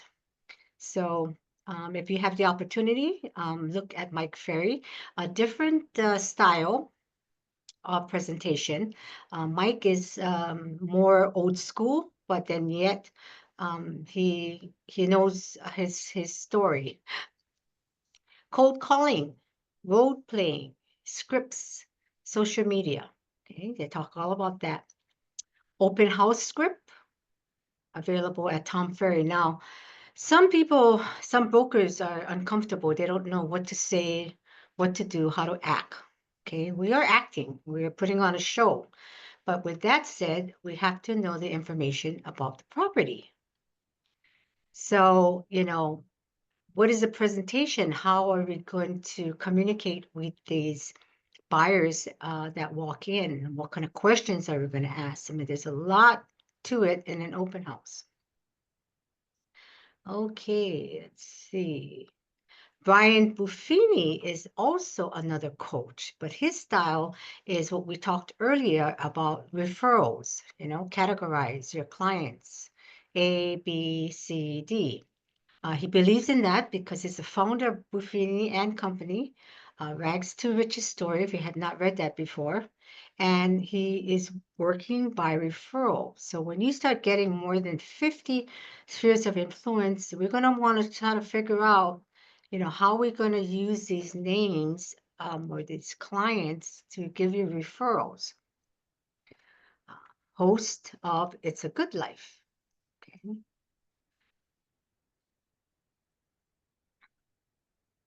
Okay, So look for an open house. It says you can find open houses on Northwest MLS. Look for an open house opportunity. Okay, look at properties that they say open house this weekend, Saturday 11 to 3 or Sunday. And you can also reach out to that broker, even if it's not in our brokerage, and say, hey, I'm interested in holding an open house for you. Would you need help in this? So again, we have to ask permission in writing, asking to do an open house for this broker in another brokerage. The more open houses you do, the more chances of you getting a buyer or a client, because on the weekends, buyers, they're looking for a house, but they want to look at all the opportunities that they have. So either they're going to go and look to see which one I'm going to see today, or they're just driving around. Okay. Skyline broker needs and wants. Does everybody know what that is? The emails or a private Facebook group, pretty much. Does anybody do not know what this is about? If you don't know what this is about, brokers needs and wants is a really good email system in-house with Skyline brokers. So if you have a listing and can't do an open house this weekend, what we want to do is reach out to other brokers and say, hey, are you available? Are you available to do an open house? Please contact me. Or other informations like, hey, do you have a really good contractor that could help me with some kind of plumbing issue or, some kind of help that you need in this particular home listing? Well, Skyline brokers usually email back and say, hey, I know this good contractor, or, I can help you with this or whatever. So it's a good internal communication with everybody. And one of the Other things I just posted the email address request Yes. at skylineproperties.com. You can go ahead and if you can put in any requests really. If you are available on the weekends looking for an open house in Matrias area, here's my contact information. You can email requests@skylineproperties.com and we'll put it out as brokers needs and wants, and make sure you include your contact information, and hopefully a listing broker can get back to you with or vice versa. Really, it's a kind of a catch-all for needs and wants within our just the Skyline Properties brokers. Yep, and we should take advantage of that. I think it's a very, very good email system. So if you're not used it before and had no reason to, okay. But if thinking about questions for other brokers, please go ahead and request for that information. Now, we also have a private Facebook group, which I'm not sure if all of you are in, but if you are, great. If you're not, get involved in it. You can see all these new brokers that come in. You can see all these new listings that people share. I mean, it's an internal thing, and it's very, very a useful tool. Okay, make a phone call, follow up with an email. Open house. The reason we say make a phone call, follow up with an email, you want to make sure that open house that you're going to go today is available. Sometimes the listing agent, changes their schedule and doesn't upload it back in Northwest MLS, and you haven't followed up to make sure if it's still going on, and you go there and it's all the way down in Snohomish, and you take a 45-minute drive and you're like, oh no, they didn't do the open house today. So just to make sure, follow up with an email or make a phone call and say, hey, is your open house still available today at 1 o'clock? Confirm listing broker that has created the open house, and that's exactly what we're talking about. Post on your social media and create the flyers. Okay. You want to create flyers if you're doing an open house for someone else with your information on it, because you want to provide that information to the buyers that walk in. Okay, not the listing agent's information, but your information. Okay, and that's why you do open houses, so that you can retrieve all these clients that walk through. Okay. Okay, so here's a little sample letter that you can send it to either the listing agent or actually the listing agent to get permission for you to do an open house for them. Okay, it says, "Hi, we had great success in advertising and selling, renting other agents' properties. The Northwest MLS requires that a broker's permission must be received, along with agents' permission to advertise their listing. We have received permission from one of your agents, Alex Bravo, to advertise. If you can simply reply to this email providing me approval as well, then I ensure we satisfy the MLS rules for advertising.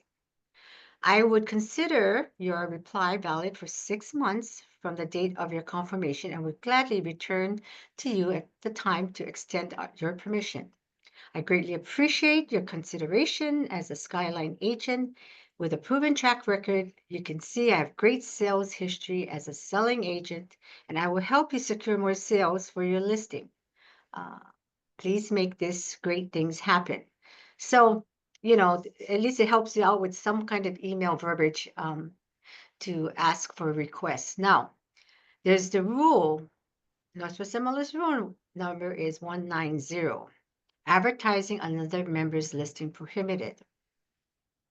Now, I'm all about the rules and regulation. I sit on a board, a panel of Northwest MLS as disciplinary action panel per person. So, I've seen in the past over 10 years, we hit agents, and say, "Hey, you got a $2,000 fine because you did not comply with these rules." If you have not taken a Northwest MLS rules and regulation class, it's about 3 hours. It's free. Go ahead and go to Northwest MLS and take that rule class. It's very informative. Okay. We have two currently rules that constantly come up, and the fees are getting higher and higher and higher. One of them, I believe it's 11G, if I'm not mistaken, but that is like showing time. Okay. If you book a showing time, okay, because you want to show a property, and you don't wait for a confirmation from the listing agent to either email back you or text you or whatever, please do not go ahead and show that property. Okay. It can cost you up to about minimum $4,000 fine. Okay, and you will pay it as a broker. So it's important that you comply with that showing time rule. The other one that's very common that I see all the time is rule number 2C.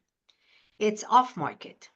Okay, if you're working off market and you have off market properties, you do not want to go ahead and advertise it on social media or anywhere else, because if you think about it, Northwest MLS is Northwest Multiple Listing Service. They are a listing company. So by all means, they don't want you to be listing another home that is not on Northwest MLS. Okay, so make sure that you don't advertise. If you do or have a listing that is temporarily off the market, okay, minimum 7 days and up to 60 days. You take it off the market because your client maybe is going to travel a month somewhere, or they're going to do some remodeling to the house. Now you have the yard sign outside, okay? And when you take it off the market, temporarily off the market, you're going to take that sign off too, okay? You do not want to leave that sign on because it's, again, advertising an off-market listing. Okay, so make sure that you guys are clear with it, and it's also a $4,000 fine. I have more complaints about off-market advertising than any other rules and regulation today. So please pay attention to that one and the showing time, and get confirmation. Okay. Okay, let's see. Open house checklists. Okay, so there's a checklist here. You could take a snapshot if you want to. You can create your own open house checklist. It says confirm open house date and time with your broker by the phone. Okay, you're going to call to make sure that it's still on. Call seller to confirm date and time of the open house. Okay, so this is for you. So if you have a listing, you're going to call your seller and say, hey, I want to make sure that you understand that we're going to do an open house here this Saturday. And it's from 11 o'clock to 1 o'clock. So making sure that you are aware with it. Okay. Take flyers out of the box, replace with come on in flyers. So normally, a listing agent will have their own flyers in the listing box on the yard sign. But what you want to do is you want to take that out and put your creative flyers that you just created with your information on it. Okay. So still the same property, still marketing the same property, but with your information in it. Okay. Mark open house in MLS. Okay. Place open house on all social media. Place open house on Skyline Facebook page. So this is where if you have a listing, what are you going to do with it? Place open house in Craigslist. I always stop at this You because laugh every time. I People laugh still every use time. it. Oh my gosh. Craigslist is like, it's like It's ancient. ancient, I mean, I don't know when the last time I looked at Craigslist. People Anyway. do still use it. It's Yeah, well, evidently. So, okay. Send reverse prospect email and MLS about upcoming open house. So if you've done a listing before in the Northwest MLS, there's an area that you can do reverse prospecting. What is that? So you have a listing. I'm a broker. I have clients that I had set in Northwest MLS of criteria of what properties I want to see. Okay, I get noted that this listing just came on the market. I look at my listing and I'm looking at that. I'm going, oh my goodness. I check the reverse prospect and all of a sudden what? I see 100 names in it. Okay. Some of the agents don't even know it exists. Well, that is a list for you. That is exciting. I mean, that is like, wow, I got, if you got 50, okay. But when you got 100, you're going to sell that house really fast because they're interested out there. So what we want to do is get on the phone. If you don't like doing the call, do an email, contact email, copy and paste, because there's 100 of them. Make sure though you contact each and every agent that is on that reverse prospect, because what happens is it gets sent to their client because they set their information into Northwest MLS. And sometimes the agent doesn't even know that it was sent to them, right? So you want to follow up with this agent and say, hey, thank you for sending my listing to one of your clients. I see that you are on my reverse prospect list. Any questions that I can answer for you right now? And they may say, oh, I didn't even know it went out, and I will check with my clients. Okay, whoever's on that prospect list. So it gives you a head start. Yeah, always do it immediately once you list that house. Place open house advertisement. Put open house rider on the home. Now everybody knows what's a rider, right? A rider, small little thin sign that you can put on the yard sign with your name on it. If you don't have it, I would suggest you order a few maybe. It doesn't cost that much, but it's something very handy. When you have a listing, you want to make sure that your name is up there, and it's called a rider. Send come by my open house letter to neighborhood. Okay, now that's a good one. So I look at the days of the week and what is a good day to, first of all, list your home. I always say Wednesday or Thursday is a good time because that way, you get the list of a new listing and you have the opportunity to send it to your clients and maybe set up a showing Friday, Saturday, or Sunday. Okay, so what I do with my previous listing was I would list it on Thursday. I would go on Thursday evening, I would go to the property and I would knock on the neighbors' doors. And I would say, oh, I'm Cindy. I'm just listed this new home in your neighborhood. And I have a special open house on Friday between 5 p.m. to 7 p.m. So I want to introduce and invite you to come over to this open house. And they go, wow, that's kind of new, good, because you think about it, neighbors want good neighbors. So they want to make sure they have friends that live in the neighborhood or family that lives in the neighborhood. So they'll find somebody for you to buy this home. So as I'm knocking on these doors, and maybe about 50 homes, it takes a while. You have to have patience. Another good thing why we do that is if we should sell this house really, really fast, okay, within a couple days, they're going to remember you that knocked on the door. They're going to remember that you're the listing agent. And then they decide they want to sell their home. And who are they going to call? Right? They're going to call you. So it's another way of generating leads, okay, for your listing. Okay, so Friday you do the listing. I just so happened to get 15 people there on a Friday evening. Now, not many brokers want to do evening on a Friday and you don't want to think about it, but do something creative outside of your box. You'd be surprised, what happens. So Friday I did that, and Saturday I had about maybe 20, and then Sunday I had about 30, and I sold the house within 4 days. So it works, okay? Just reaching out to people. In my situation is when you list a property, we have to do the correct comparables. And sometimes you cannot come up with the comparables. So if you do not know how to do comparables, you need to take a class. And maybe take this class over and over and over so that you understand. Or go into Northwest MLS and play with the Northwest MLS, how to do a radius search, how to do a map search, because you want to be able to get good comparables. Okay, that's what a lot of brokers have a hard time with. But you're going to need comparables for when you list a home, or even if you have a client, a buyer, that's asking you, do you think this price is good of this home? And you don't know because you haven't done a comparable on it. You didn't know that the next door home just got sold in a month ago. So we have to do a lot of research in order to get, property sold, or information on that. Okay. So comparables, make sure you take a class. I don't care if you take it over and over and over.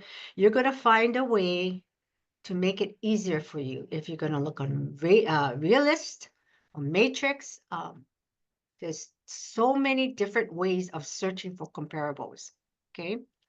And you guys are new. You have no clue on Cloud comparables. CMA is a good one too. Yes, That's another good fast. source. It's So you fast. definitely want to get your logins for those if you haven't already. Yep, that's good. Okay. Okay, so let's see. So we got the letters, we make flyers, like I said, we knock on a door to the neighborhood about your open house. Prepare the open house package with client surveys, okay? Make sure plenty of school reports and community information at open house. Prepare other listings you might have, like reports for open house. So here's a good one. You have a buyer that walks in your open house. And, after having some conversation about this house, you catch them on the way out. Now, you always stop them before they leave, because once they leave, and if they do not sign your open house sign-in sheet, you have no idea who these people were. And what's the purpose of you doing this open house, right? Is to get buyers. And if you just let them run out, now I go to a lot of open houses and I see brokers just say, hi, thank you for coming to my open house. And they just leave you alone. Okay. These agents, they just leave you alone and then let you walk through the whole house and you can go, bye, thank you. And you leave and you have no idea who this buyer was. So I always catch them before they leave and make sure that, oh, did you, I just wanted some feedback. Did you like this house? I mean, what did you like and what didn't you like about this house? And they'll tell you honestly, oh, the bedrooms are too small. My kids are so big that I don't think they could fit in this bedroom. So, okay, so now we know that this client, you know, after we ask them these really serious questions, you know, are you working with another realtor or real estate agent? If they are, we kind of want to lay back. However, you can always ask them information of their real estate agent. What is your real estate agent name and what company are they working, you know, for? And they're going to say, you know, Keller Williams or whatever we have. But we want to make sure that we got the name and say, oh, don't worry, I'll follow up with your agent. Because we have to follow up to see how they liked the open house. Okay, so a lot of these brokers have habits of just standing there, like I said, and just look pretty, right? Hi, you know, how are you? So we have to start a conversation. That's the most important thing. How do we start a conversation? That's the question. Okay. So we go to the home early enough so we can preview this home ourselves. Okay. We want to know where is the pantry, if they do have a pantry, on the first floor or on the second floor, and what is a highlight that I can sell this house. Well, one of this house that I went to had a lot of large windows, and out of the windows were trees, and this seller was into bird cages or bird feeders and had some beautiful, beautiful bird feeders all around this tree. So I looked at this and I said, wow, this is my focal point, and this is what I'm going to talk about because I have to figure out how I'm going to engage with these people that walk through, right? So every time someone came in, I said, oh my gosh, you got to see this window. Look at all these these bird feeders. And they go, wow, you know. But have I not seen these bird feeders, what would I talk about? Okay, maybe they had an average kitchen, you know, maybe they didn't have no view. I mean, you have to find a conversation point of what makes this house unique and special because you're here to get buyers and to help sell the homes to these buyers. Okay. Qualification to the buyers, making sure that they are not represented from other people. So just as I was mentioning just before they leave, and they say, you ask them, what do you think about the house? Any feedback would be greatly appreciated. Sellers would just love your advice on what you thought this house was. And they say, oh, well, you know, this house is really not for me. So then you're going to prepare maybe 2 other listings in that area that's kind of fit their criteria. And you're going to show that to this and say, hey, do you have time to see other homes today? They might just say yes because they're into looking at homes.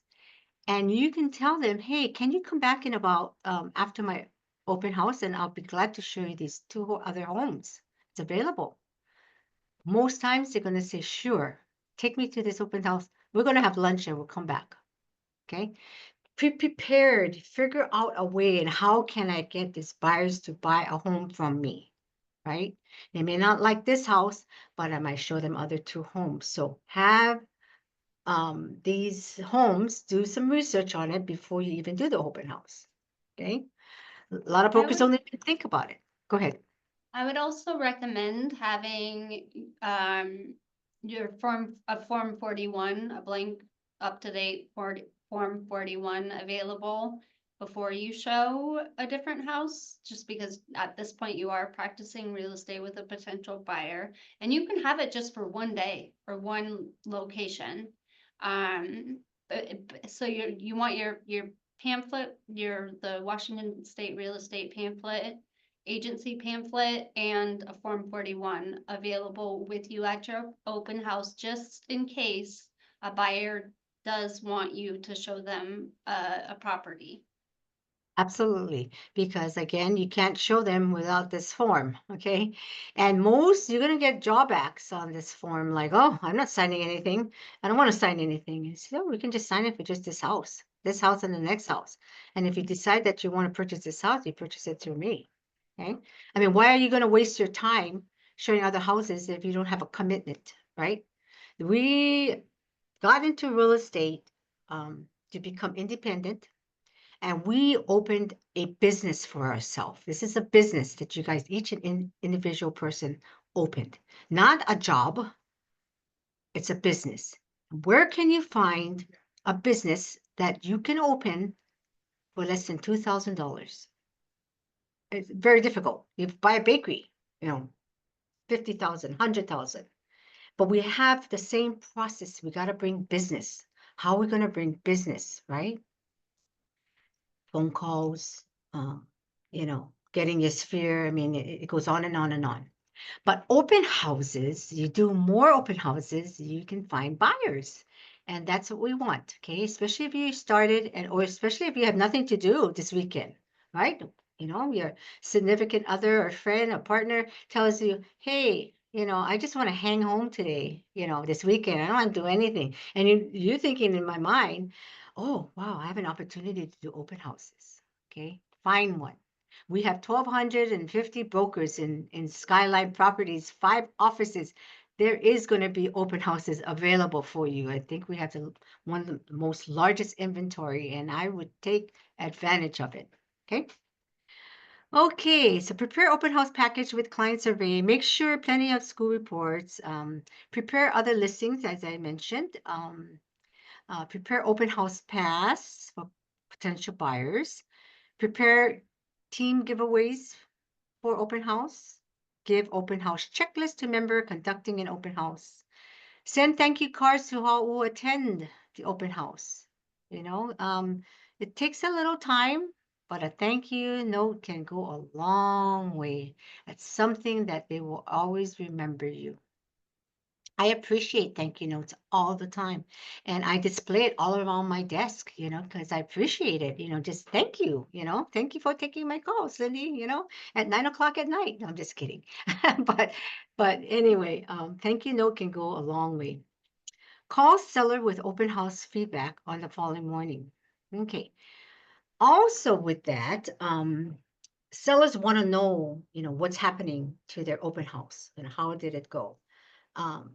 What I would do, or what I did, was every time I did an open house, I would stand outside the front door of the house and I would take a selfie of me in the house, in the front of the house. And I would send it to the listing agent and I would say, hey, I'm working for you. They're so appreciative. They send that to the seller, said, hey, Cindy's doing an open house for you. I mean, they know you're working. They know that you're excited about it. I mean, just a short selfie can go a long way. Okay, so how many of you probably have done that? Probably none, but try it. You're going to like it. The seller's going to like it. Listing agent's going to like it. Okay, always good to stock fridge with cold water.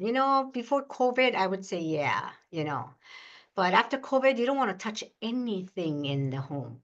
Okay, now if you don't have your business card, you have to have a piece of paper to write your information and leave it on the counter. Okay. If you don't have that, then you're out of luck because you're not going to go digging in their drawers for their pen and paper because sellers know. They complain. Sellers complain to the listing agent. Listing agent complains to the broker who entered to the home, and they can do a complaint notice. And then you guys can go to arbitration and we're gonna, fight over this, you touching their property. So it can get really sticky. So as much as possible, do not touch anything that's belonging to the homeowners, okay? So as far as the cold bottled water, it doesn't have to be cold. You can just have small little water on the counter.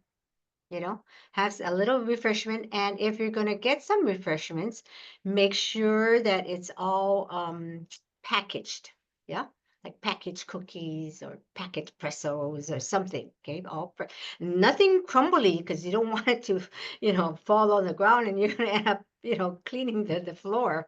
But always package. Okay.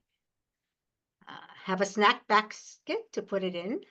And also have booties for shoes. Okay. And now because it's cold and sometimes it's wet, we want to make sure that they are wearing the booties. Now you can also get prepare some signs, please take off your shoes and use booties, and stuff like that. Okay. Prepare material for buyers, says the prepare similar houses for buyers to look at. Remember I said get more homes for them to look at.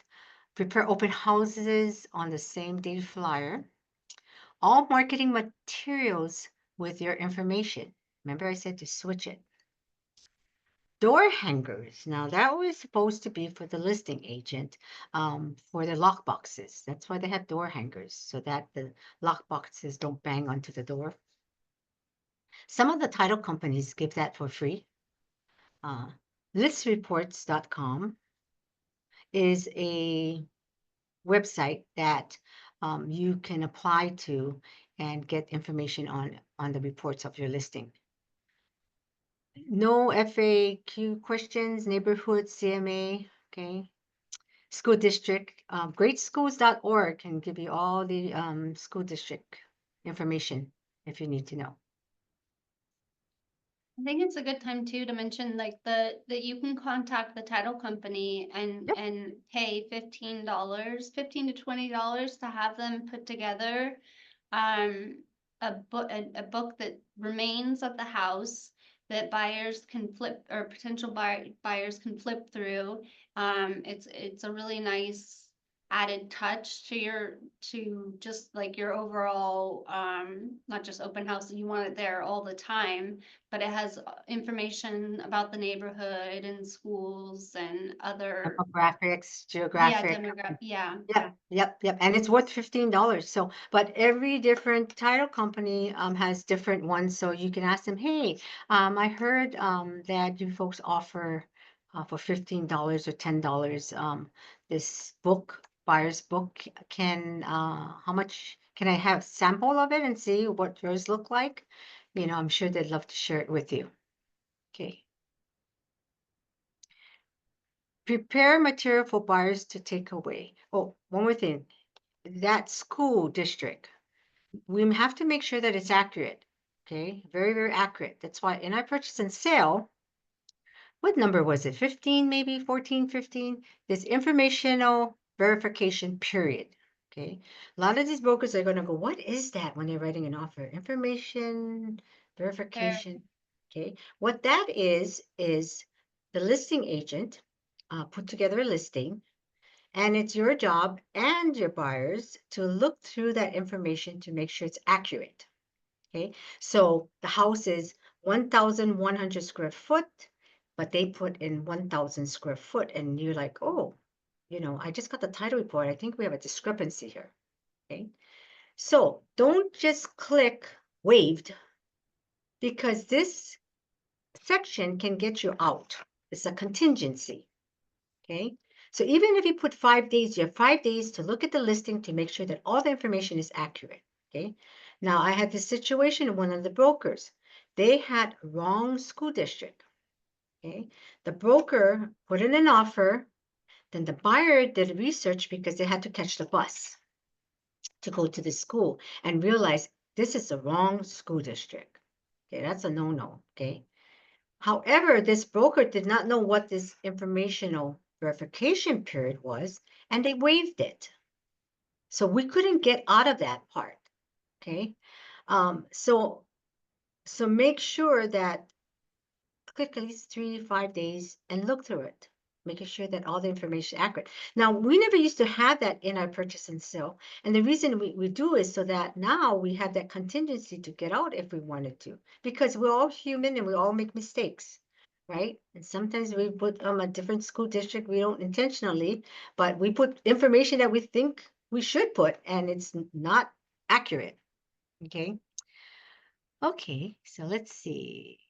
To reach out to the okay, so it says prepare material for buyers, similar houses, okay, open house, include contact information for buyers to reach you directly. That's important. Okay, they want to get hold of you. Okay. The listreports.com, feel free to go into that website and look around. It can give you some information. Now, too much information sometimes can really confuse the buyers. So you want to make sure the type of buyer you're working with, um, are they analytical? Are they engineers? Are they doctors? Or are they, like I call it red, with the hands, like all exciting kind of person. So we kind of mirror our clients, try to mirror them as much as possible. Okay, and then they have free listing flyer templates, so go ahead and go through it and investigate and see if this is something that would interest you. Okay, there's a lot of websites out there, but the more you engage into finding information to fit you, your style, it'd be easier for you to conduct your business. Okay. And like Courtney was mentioning, remember Courtney, like Northwest MLS has some maybe new information, right? On because I'm really excited about that now, and I'm going to look into it. But information about the farming, right? I'm sure they change every year. So yes, go into websites and then check it out. The next one was Canva. Now, Canva is I don't know if any of you use Canva, but Canva is very, very good website. It's like you said, your one-stop shop for all marketing material. Okay. Can do anything, you know. We also have in-house Skyline properties. If you wanted to do a flyer for your listing, you would contact our administrator and say, hey, can you guys make a flyer for me? And I think Skyline charges like $20, and they can create the template for you, and all you do is print it. I think it's helpful, especially if you're busy and you have a lot of business, right? You want to try to eliminate as much things possible so that you can focus on your next transaction, right? Because marketing, sales, that's where your mind uh, is in. I have a Okay. question, Yes. Cindy. Yes. I was writing a note when you said my name, and I'm wondering if at open houses, do you ever see folks create a flyer with a QR code on it? Oh, yes. Okay, is that something that people are doing more these Yes. days so that they More can these days. get Yeah. everything? Yeah, at one point, I think a few years back, they used to get into this QR code, and then it kind of stopped. Okay, Yeah, I haven't seen it again, but nowadays I see more and more, and I think I see it more and more after the COVID, because when you go to restaurants, I mean, you see all these yeah. QR code now. You have to scan your menu, and I'm like, what? You got to scan your menu, but exactly, and you can get the information, and with the new generation, I Yeah. tell you, it's more and more and more. Absolutely. Well, just capturing, yeah, that what Generation Z and Yes. millennials, or at least there being an option Yes. for folks that are eco-conscious as well and don't want a lot of paper, So I was Yes. just curious, yeah, if that was on trend or something y'all are doing. Yeah. Yep. No, they're still doing it. So I recommend if you do a listing, yes, go ahead and put one on yours. Okay.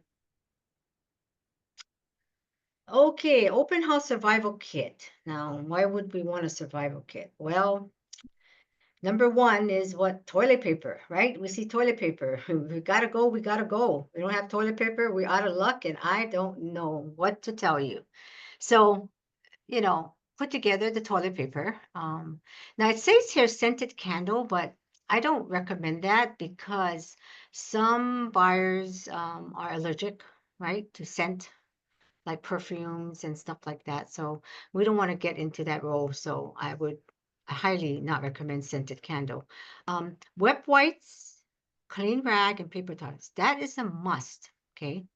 Because when you do a listing or an open house, especially an open house, and you're going upstairs on the front porch, you're going to take your selfie, you're going to look and you see that that deck is dirty. Okay. All the leaves are in there. I mean, you got dirt, people's footprints. So what we want to do is if we have a broom, a portable broom, we want to sweep it and we want to clean it maybe with a paper towel or rag or whatever, wet wipes or a little mop, because the presence is important. Okay, the first 60 seconds when you look outside of the home is like, do I want to even go in or not? Okay, and if we have that same conscience feeling when we go up that stairs and we notice it's dirty, take a few minutes and clean it. Okay, and then if we don't have wet wipes, clean rag, and paper towels, I don't know how we're gonna open this. Febreze is good if they have pets, right? Ask permission from the listing agent that, hey, I was suggesting some Febreze because I had some comments, some of these buyers that walked in about the smell, okay, of the dog. If they give you the permission to put Febreze, we can do it on their furnitures, right? Febreze it so it smells a little fresher. Okay. Business cards, leave business cards. At one point, when there was the COVID, they suggested us to not leave business card, but they went back to leave business card. And the reason for the business card is because sellers get excited. They want to see how many people walked into their home, right? They want their agent to follow up on these agents that, came to their home, or buyers, I should say. So don't forget a business card. And like I said, if you don't have one, find a tissue, find something in your own possession, and then leave it on the card or on the table. We want to make sure we have booties, masks. Okay, nowadays, and the reason why I say masks is, you go, why mask? Well, when you do an open house, sometimes you get about 50 people walking in there, in and out. And they're just so all over the house. I had one open house that I've done and in my listing, and I had 100. Thank goodness I brought another agent with me because I kind of had a feeling it was in Woodinville, and I thought, price is good, $750, and I have a feeling it's going to be really good. I had to make sure that we directed traffic because of the parking out there. And we had about 100 people walk in, groups, and they go upstairs. So we go upstairs, the other one stay downstairs. I mean, so sometimes it's worth having 2 people at the open house, especially if you know that it's it's going to sell, it's in a good neighborhood, and it's priced right. Okay. So the mask is where it comes in, right? We don't want to, spread our germs. And hand sanitizers, right? We're going to touch everywhere. And, I'm sure that the seller would appreciate you using hand sanitizers before you walk in and maybe after when you walk out. So have it available. So like maybe like a little station, maybe like a portable, get yourself like a portable desk, where you can put in front of the home or something, that you can just open up and then lay out your booties, your masks, your sanitizers, and your business cards. And not only to that, your business cards is sign-in sheets, right? We want to make sure we have that sign-in sheet. Okay. Now, sometimes, I mean, when you get to the listing and you're doing an open house and it opens at 11, you may not have anybody walk through, and some buyers don't want to be the first one to sign in that book. So put a couple fake names in it, like people did walk in, so don't feel uncomfortable. Okay. Now, where do you get this sign-in sheets? You can create it on your own. You can go to like an Office Depot or Staples and buy these beautiful, what do you call those books? Books, yeah. Yeah, and just make it as a sign-in sheet. Okay. Clean pair of socks. Now, why in the world would we want to bring a clean pair of socks? Well, if we're cleaning outside the deck, or we go outside on the deck, and we've been cleaning before we started, and our socks are dirty. Well, I think we would change it and make sure that it's clean because we want to walk into a clean house. Okay, so just in case emergency, bring a clean pair of socks with you. Okay, welcome sign. Come on in, sign. You can creative and you can make your own. And talk about signs. You can also, find out from the listing and the listing agent all the upgrades that they had in this house. They just renovated certain areas, and so they put these cards. I always look at Melissa because I keep Silent getting, talkers, yeah, yeah. well, it's Become silent silent talkers. Yeah. And every time I come to this part, I'm like, I know. okay, Melissa, what was it again? Okay, silent talkers. Okay, and they're good because all it is like a size of note card, and you can make it fancy if you want to, but you can put upgraded kitchen, to Cortex or marble, last year, 2024, or so when the buyers are walking around, I'm sure they're going to ask questions if you don't have that card, but if you have that card placed outside the entry of where you're going to walk in, you're going to read and you're going to, oh, this is good. Oh, they got a brand new stove, and we're going to check up the stove. We're going to check out the oven and says, oh, yeah, they got all these upgrades, right? The more we can help the buyers with information, the better and easier for it to be sold. Okay, so let's help them out in our mind. Say, hey, buyer, I want you to buy this house. I'm going to do everything possible to make it so that you are comfortable and you have all your questions asked. If we don't have the answers to the questions that they do ask, then we want to make sure that we get their contact information. So revisit the sign-in sheet and say, did you sign in? And can I just reconfirm your email address? They say blah, blah, blah, it's blah, blah, blah, and your phone number.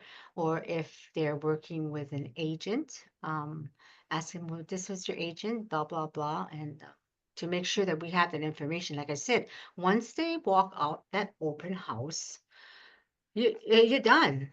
I mean, and if you have an agent that sits there and look pretty all day, what is the point, right? What is the point of you wasting 3 hours of your time trying to get a buyer and not asking the right questions? Okay.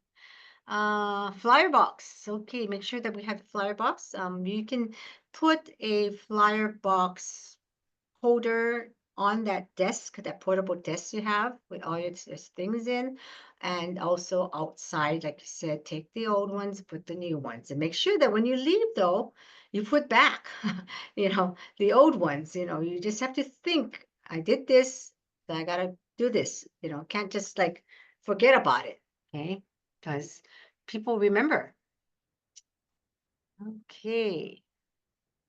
So get set up. Now look at this sign on the right hand. It says, welcome to our open house. Please sign in, look around, ask questions, fall in love, and make an offer. It tells everything what you need. And make a sign like that, put it out.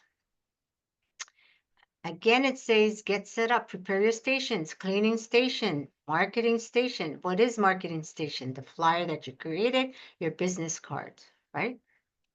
And that maybe that home book that you're going to purchase, right? And again, it states here on the second home book ordered by escrow title. Personal things, labels around the home, like that talker. Ooh, Yep, I gotta remember I that love one. that. Come 15, 20 minutes early to set up. Oh, don't be there like 5 to 11 and you see people in their car waiting to attack you. And then you hear you like all rushing, oh my God, I gotta get the key, and then you can't get the key box open. And you're like, oh, I look outside on the porch and it's all dirty. And that's not going to make your day. Okay. So always be prompt and professional. Start early because, this open house means a lot to you, and your mission and your affirmation is, I'm going to get 2 buyers today. Right. And make it fun, believe in it, and you'd be surprised. Uh, Sign markers, okay, and come again. It says come 30 to 40 minutes if knocking on neighbors' doors. So remember I said I walked around all that neighborhood knocking on doors and said, hey, please come to my open house. I just listed this house. Here's the flyer. And then they go, are you soliciting? Oh, no, we're not soliciting, right? We just want to give you information, right? So that's important. Now that sells your listing. I've done it so many times that I can confirm that it works. Okay. Because you meet all these people out there, right? All these neighborhood. right? And then you can even write down a list of all these people that you knocked on or the addresses and then follow up with them. And when you sell the home in 4 days, you go re-knock it and say, I sold this listing. You're gonna have a new neighbor, and this neighbor is awesome, you know? Make it fun, make it exciting. I tell you, people's expression, they really, they can look through you. And if you have no excitement and you're just like, oh, I have this open house, come in, and blah, blah, blah, then they're going to be blah, blah, blah. But if you make it fun and exciting and you jump up into it, not a crazy way, but but just a fun way, I tell you, people appreciate it. Yeah. Okay, let's see. Open house, all things real estate website. Okay, I guess this is a website that you can It get in. is. Yeah, it's called All Things Real Estate website. So if you need to get things, Northwest MLS also has this available for you if you go to their office. They have like baskets that you can buy, take off shoes, sign in signs. So if you need any of these kind of uh, little things to add on to your listing. Now, balloons is a little different. Now, if you notice, you don't see much balloons out there because every city, you have to have an okay. Yeah, if you can put balloons out there. I don't think Bellevue, you can put balloons or Kirkland.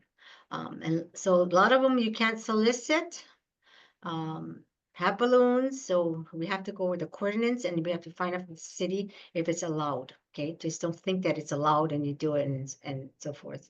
Make sure that when we have these A boards out there, we go ahead and take it back out because the city will confiscate it and they'll throw it in the trash.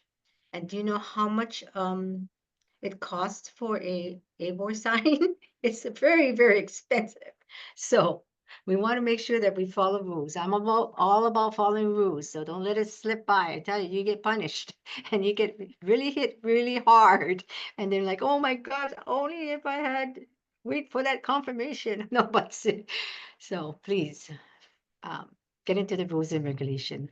I don't know how I can explain it any better. Open house signage. Home sweet home. That's kind of nice.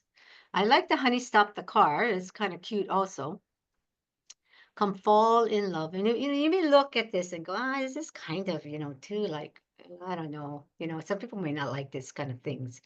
But, and some people may think, hey, this is good. I want to get all in, right? I mean, if you're creative enough to draw these things yourself, why not? Make it exciting, like I said.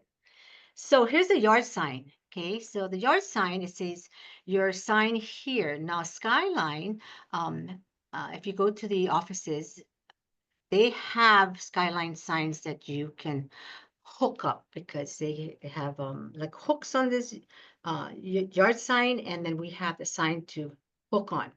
Now, all you need to do is order the yard sign from Sign Pro. Uh, and signpros.net can manufacturing can either you can order the signs if you want to create your own with your name on it, or order when it's delivery. Now you need to call them at least a few days in advance because they're busy. You don't want to put the listing on Thursday and say, oh man, I forgot to call the yard sign people to put the yard sign in. And you call them on a Wednesday and they say, oh, I can't get out there to Friday. Well, what they're going to do, you have to pay extra, and they have like a temporary yard sign.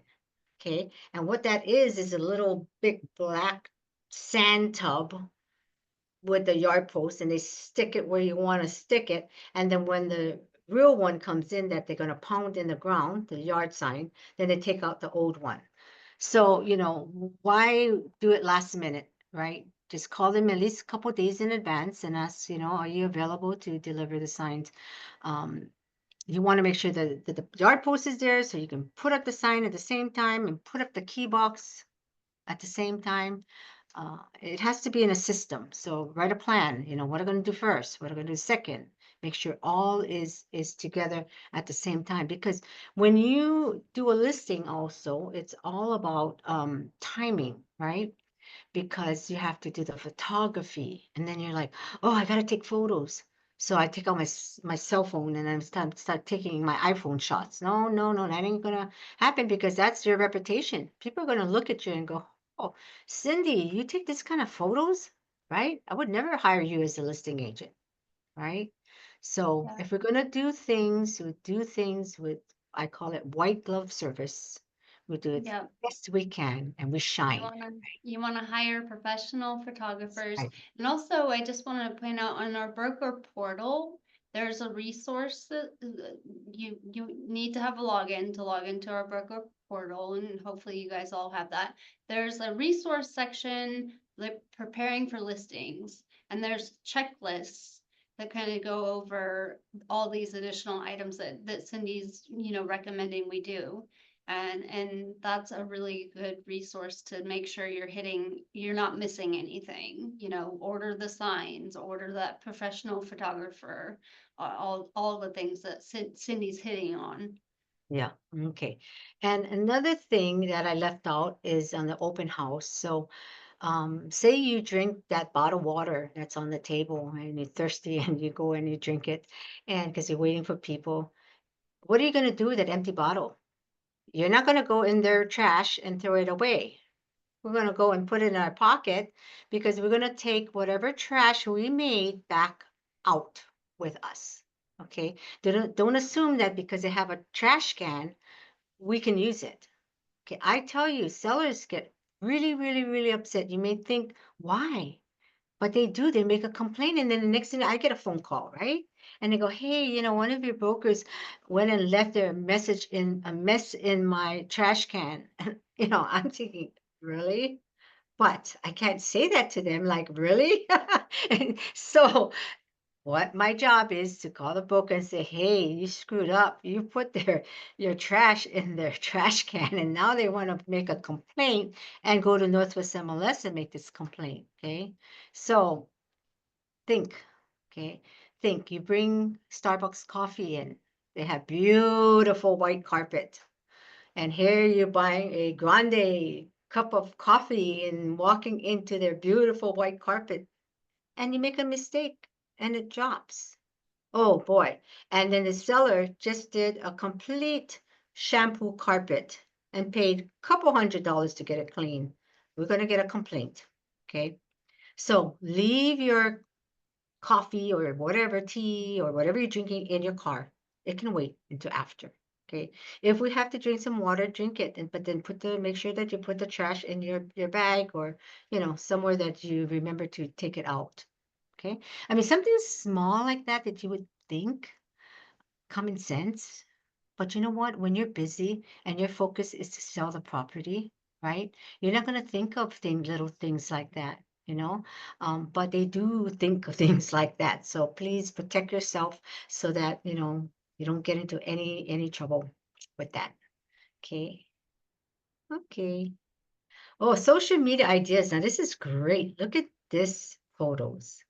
You see the photo on the right? I mean, they're so happy that they purchased this home. I mean, this is something that, with the permission, yeah, of these clients, there's no address on the home or anything like that. So you can ask the permission, hey, we took a really beautiful shot of you folks in front of the home. Is it okay for me to post it? Of course they're going to do. And what you need and what you want from your clients is what we call testimonial. The more testimonial we have, the better we have. Like, okay, for example, I have new agents and they go, hey, Cindy, I wanna go ahead and sign up with Zillow. And I want to invest like $200 a month on Zillow. Okay. So they can give me some leads. Okay. You just started. You have no testimonial, no reviews. Okay.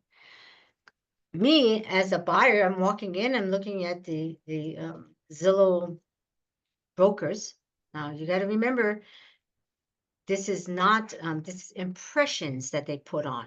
You pay for impressions. So if I pay $200, I'm going to get this amount of impressions per hour. Okay.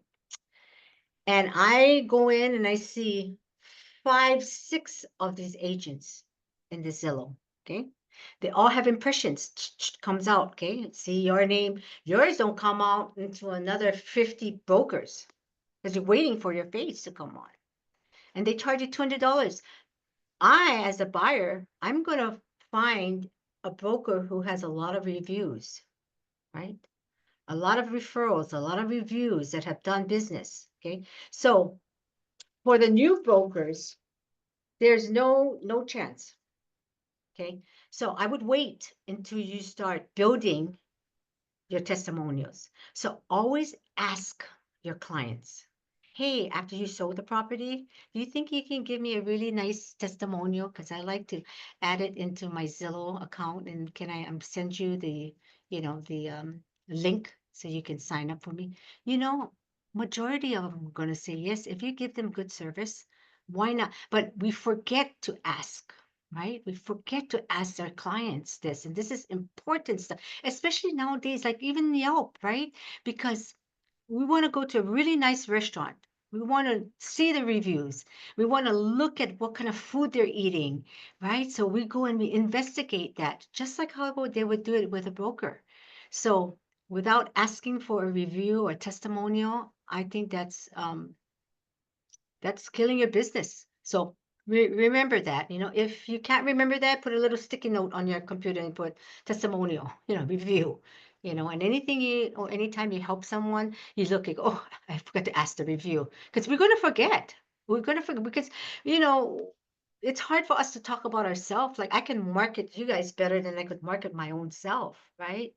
I'm sure same as you guys, you can market me better than you can market yourself. So make sure that we get that review. Okay, just had to put that in. Okay, so let's see. Question? Yes, Yeah, so when you're asking folks to use yes. their photos for advertising purposes, does Skyline have a form for photo release? Is that ever something that anybody has to do, or are we okay Yeah. to have verbal Well, permission? Well, Northwest MLS, if you look in the forms, Express Forms, okay, Northwest MLS, Express Forms is the best place to find all forms, okay? All forms, no matter what forms it is. Now, if you look for photography, they have all these forms that you can have signed, okay? So say you have a photographer that you're using, and you want to be exclusive to you, okay?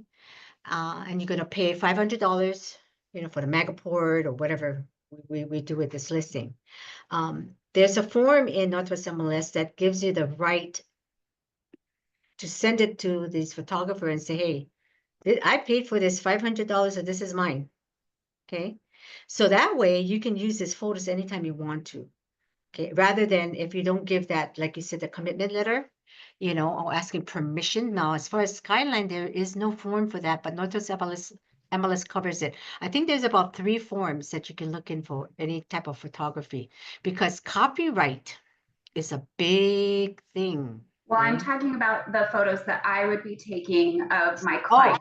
So a client release photo authorization form, I get for like a professional photo using, I get that. But I was just wondering, no, I I would think you just just did do in like, writing with your yeah, client, and just a yeah, permission. just an The client, email. is it okay for me to go ahead and, okay, yeah, I think that's just once you something in writing is Yep. sufficient. Everything.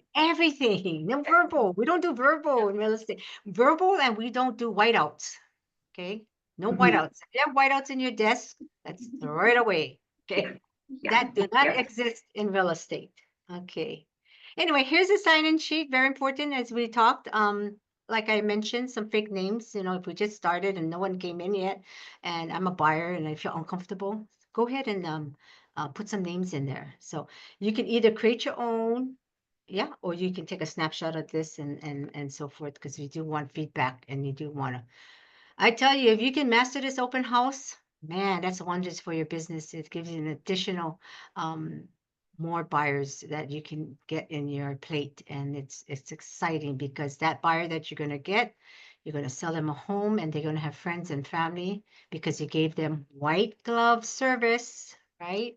And they're going to remember you. Okay, and so this real estate industry can go on and on and on for the rest of your life. I mean, us over 20 years and we're still doing it, and I still love it.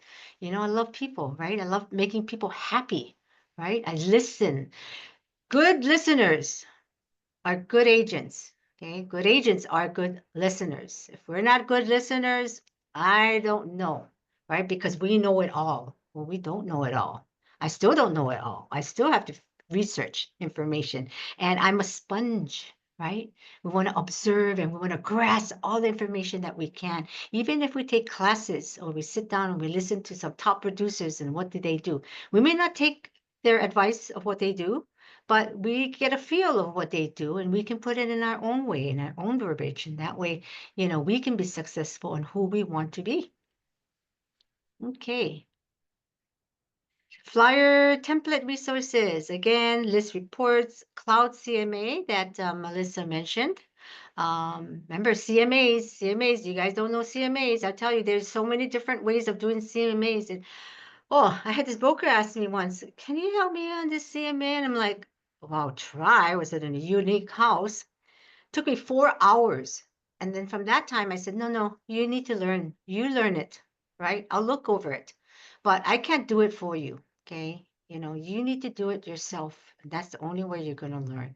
I can help you, but I'm not going to do it for you, right? Like right now, I have a $5 million listing. Okay, to do a CMA on that was very unique because this house was unique. They built it from scratch. It was very difficult. Skyline backend page, breakthrough broker, Canva, again, Canva, and trifold luxury zebraprinting.com. Trifold is always good too. I used to do some trifolds of me, of the brokerage, and I used to put my card in it and I used to stick it on, like these posters, they have this like gummy stickers, gummy, like putty that you could stick on the wall. Okay. Well, I used to put it on the trifold information, and I used to put my business card in it. I used to fold it, put a little tape, and then I would mail it out. Okay. And once I start mailing it out, then I would call the client and say, hey, by the way, did you get my trifold that I sent you in the mail? And they go, oh, no, not yet. I said, oh, well, you'll be getting one soon. What I just did is I'm starting a conversation, right? And, I said, I'm going to call you back because I want you to get that trifold first. And then what? We have another conversation, right? So build a rapport, relationship, make your buyers feel comfortable. If they don't call you back in about 5 days, and you try to reach out, don't assume that you did something wrong. We always, fault ourselves. Oh, maybe I said something. Maybe I, blah, blah, blah. Maybe I did something and that's why they're not calling. No, they went on a business adventure, right? For 3 days. We don't know what they do. So don't never assume, of what they're doing, because I tell you, we just focus and we keep moving along and follow through and we'll get through it. Okay, during the open house, engage with the buyers, ask to sign in, have them ask questions that you follow up on. That's a good one too. Okay, again, to confirm their correct information that's on the sign-up sheet. Even if they're not interested, say, hey, are you curious to find out how much this house was sold for? They may say, yeah, I'm kind of curious. And then you're going to say, oh, can I confirm your email address? Right? We got their email address correct, right? Or like even like with they have what you call like inspection. Some sellers do early inspection, right? And maybe the buyers want the inspection, but they don't want to ask and say, hey, do you want me to follow up with you on the inspection that they had? Anything to build relationship, yeah, with them. Get their contact information and then follow up. That's all I can say is follow up is crucial. Okay, ask open-ended questions, offer programs, give value. How long have you been looking for? They're going to say, oh, I just started. So, oh, good, I'd like to be in an adventure with you. Okay, where are you looking at? What areas are you interested in? Well, I'm the neighbor. Okay, and this is the only area that you're interested in. I said, no, how far out would you like to go? Because sometimes inventory, right? There's only so many inventory in this one outskirt, but if we went a little further out, we could probably find more. Interested in that. Uh, when are you looking to move? Oh, in about a month. Depending on the type of buyer, give them some information on various programs. Okay, so do we know what 1031 exchange is? Okay, 1031 exchange, we have classes. Get involved in it. A lot of these buyers, they actually sellers, they sell their house and they don't want to pay taxes. So they find another house, so they can do this 1031 exchange and not to avoid some of the taxes. Down payment assistance program is big now. Northwest MLS. If you go on Northwest MLS and you look at down assistance program, it's a big thing. There's information about this down payment assistance program. Zero down, zero PMI financing. Are you working with another broker? That's important. You don't want to keep working with them and find out they have another real estate agent. Oh my goodness.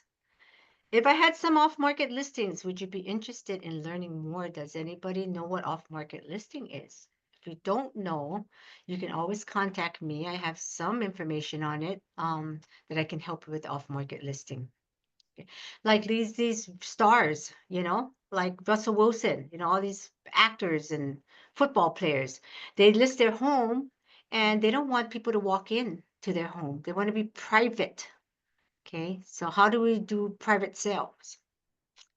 If I had some off-market listings, would be interested. Okay, would you like me to tell how much this home ended up or details of the offer? Okay, that's a good sentence to use when you do an open house, especially if they just want to get out of there and walk out of there, right? But if you can tell them and give them information when it's sold, how much it's sold for, they may want that information. Okay, we'll That's speed it. up a little bit. Is this my last? Well, that's Thank it. you That was the for last slide. So we hit thank you 1 o'clock on the dot. Thank you for joining this class. I really, Yeah. really, really appreciate it. It's a long class, and I give you guys Yeah. credit because I am hungry. It takes a long time, and I really, but bottom of my heart, appreciate you guys coming in and, Yeah. listening to our knowledge. I mean, anytime you have any questions, we are available. Yeah. Please don't hesitate to call us, bother us, whatever. I'd Yep. love to answer any of your questions. You guys have a really wonderful day, and thank you Yeah. again. Thank you, guys. I Thank you. very much appreciate it. Bye. Thank Bye-bye. you.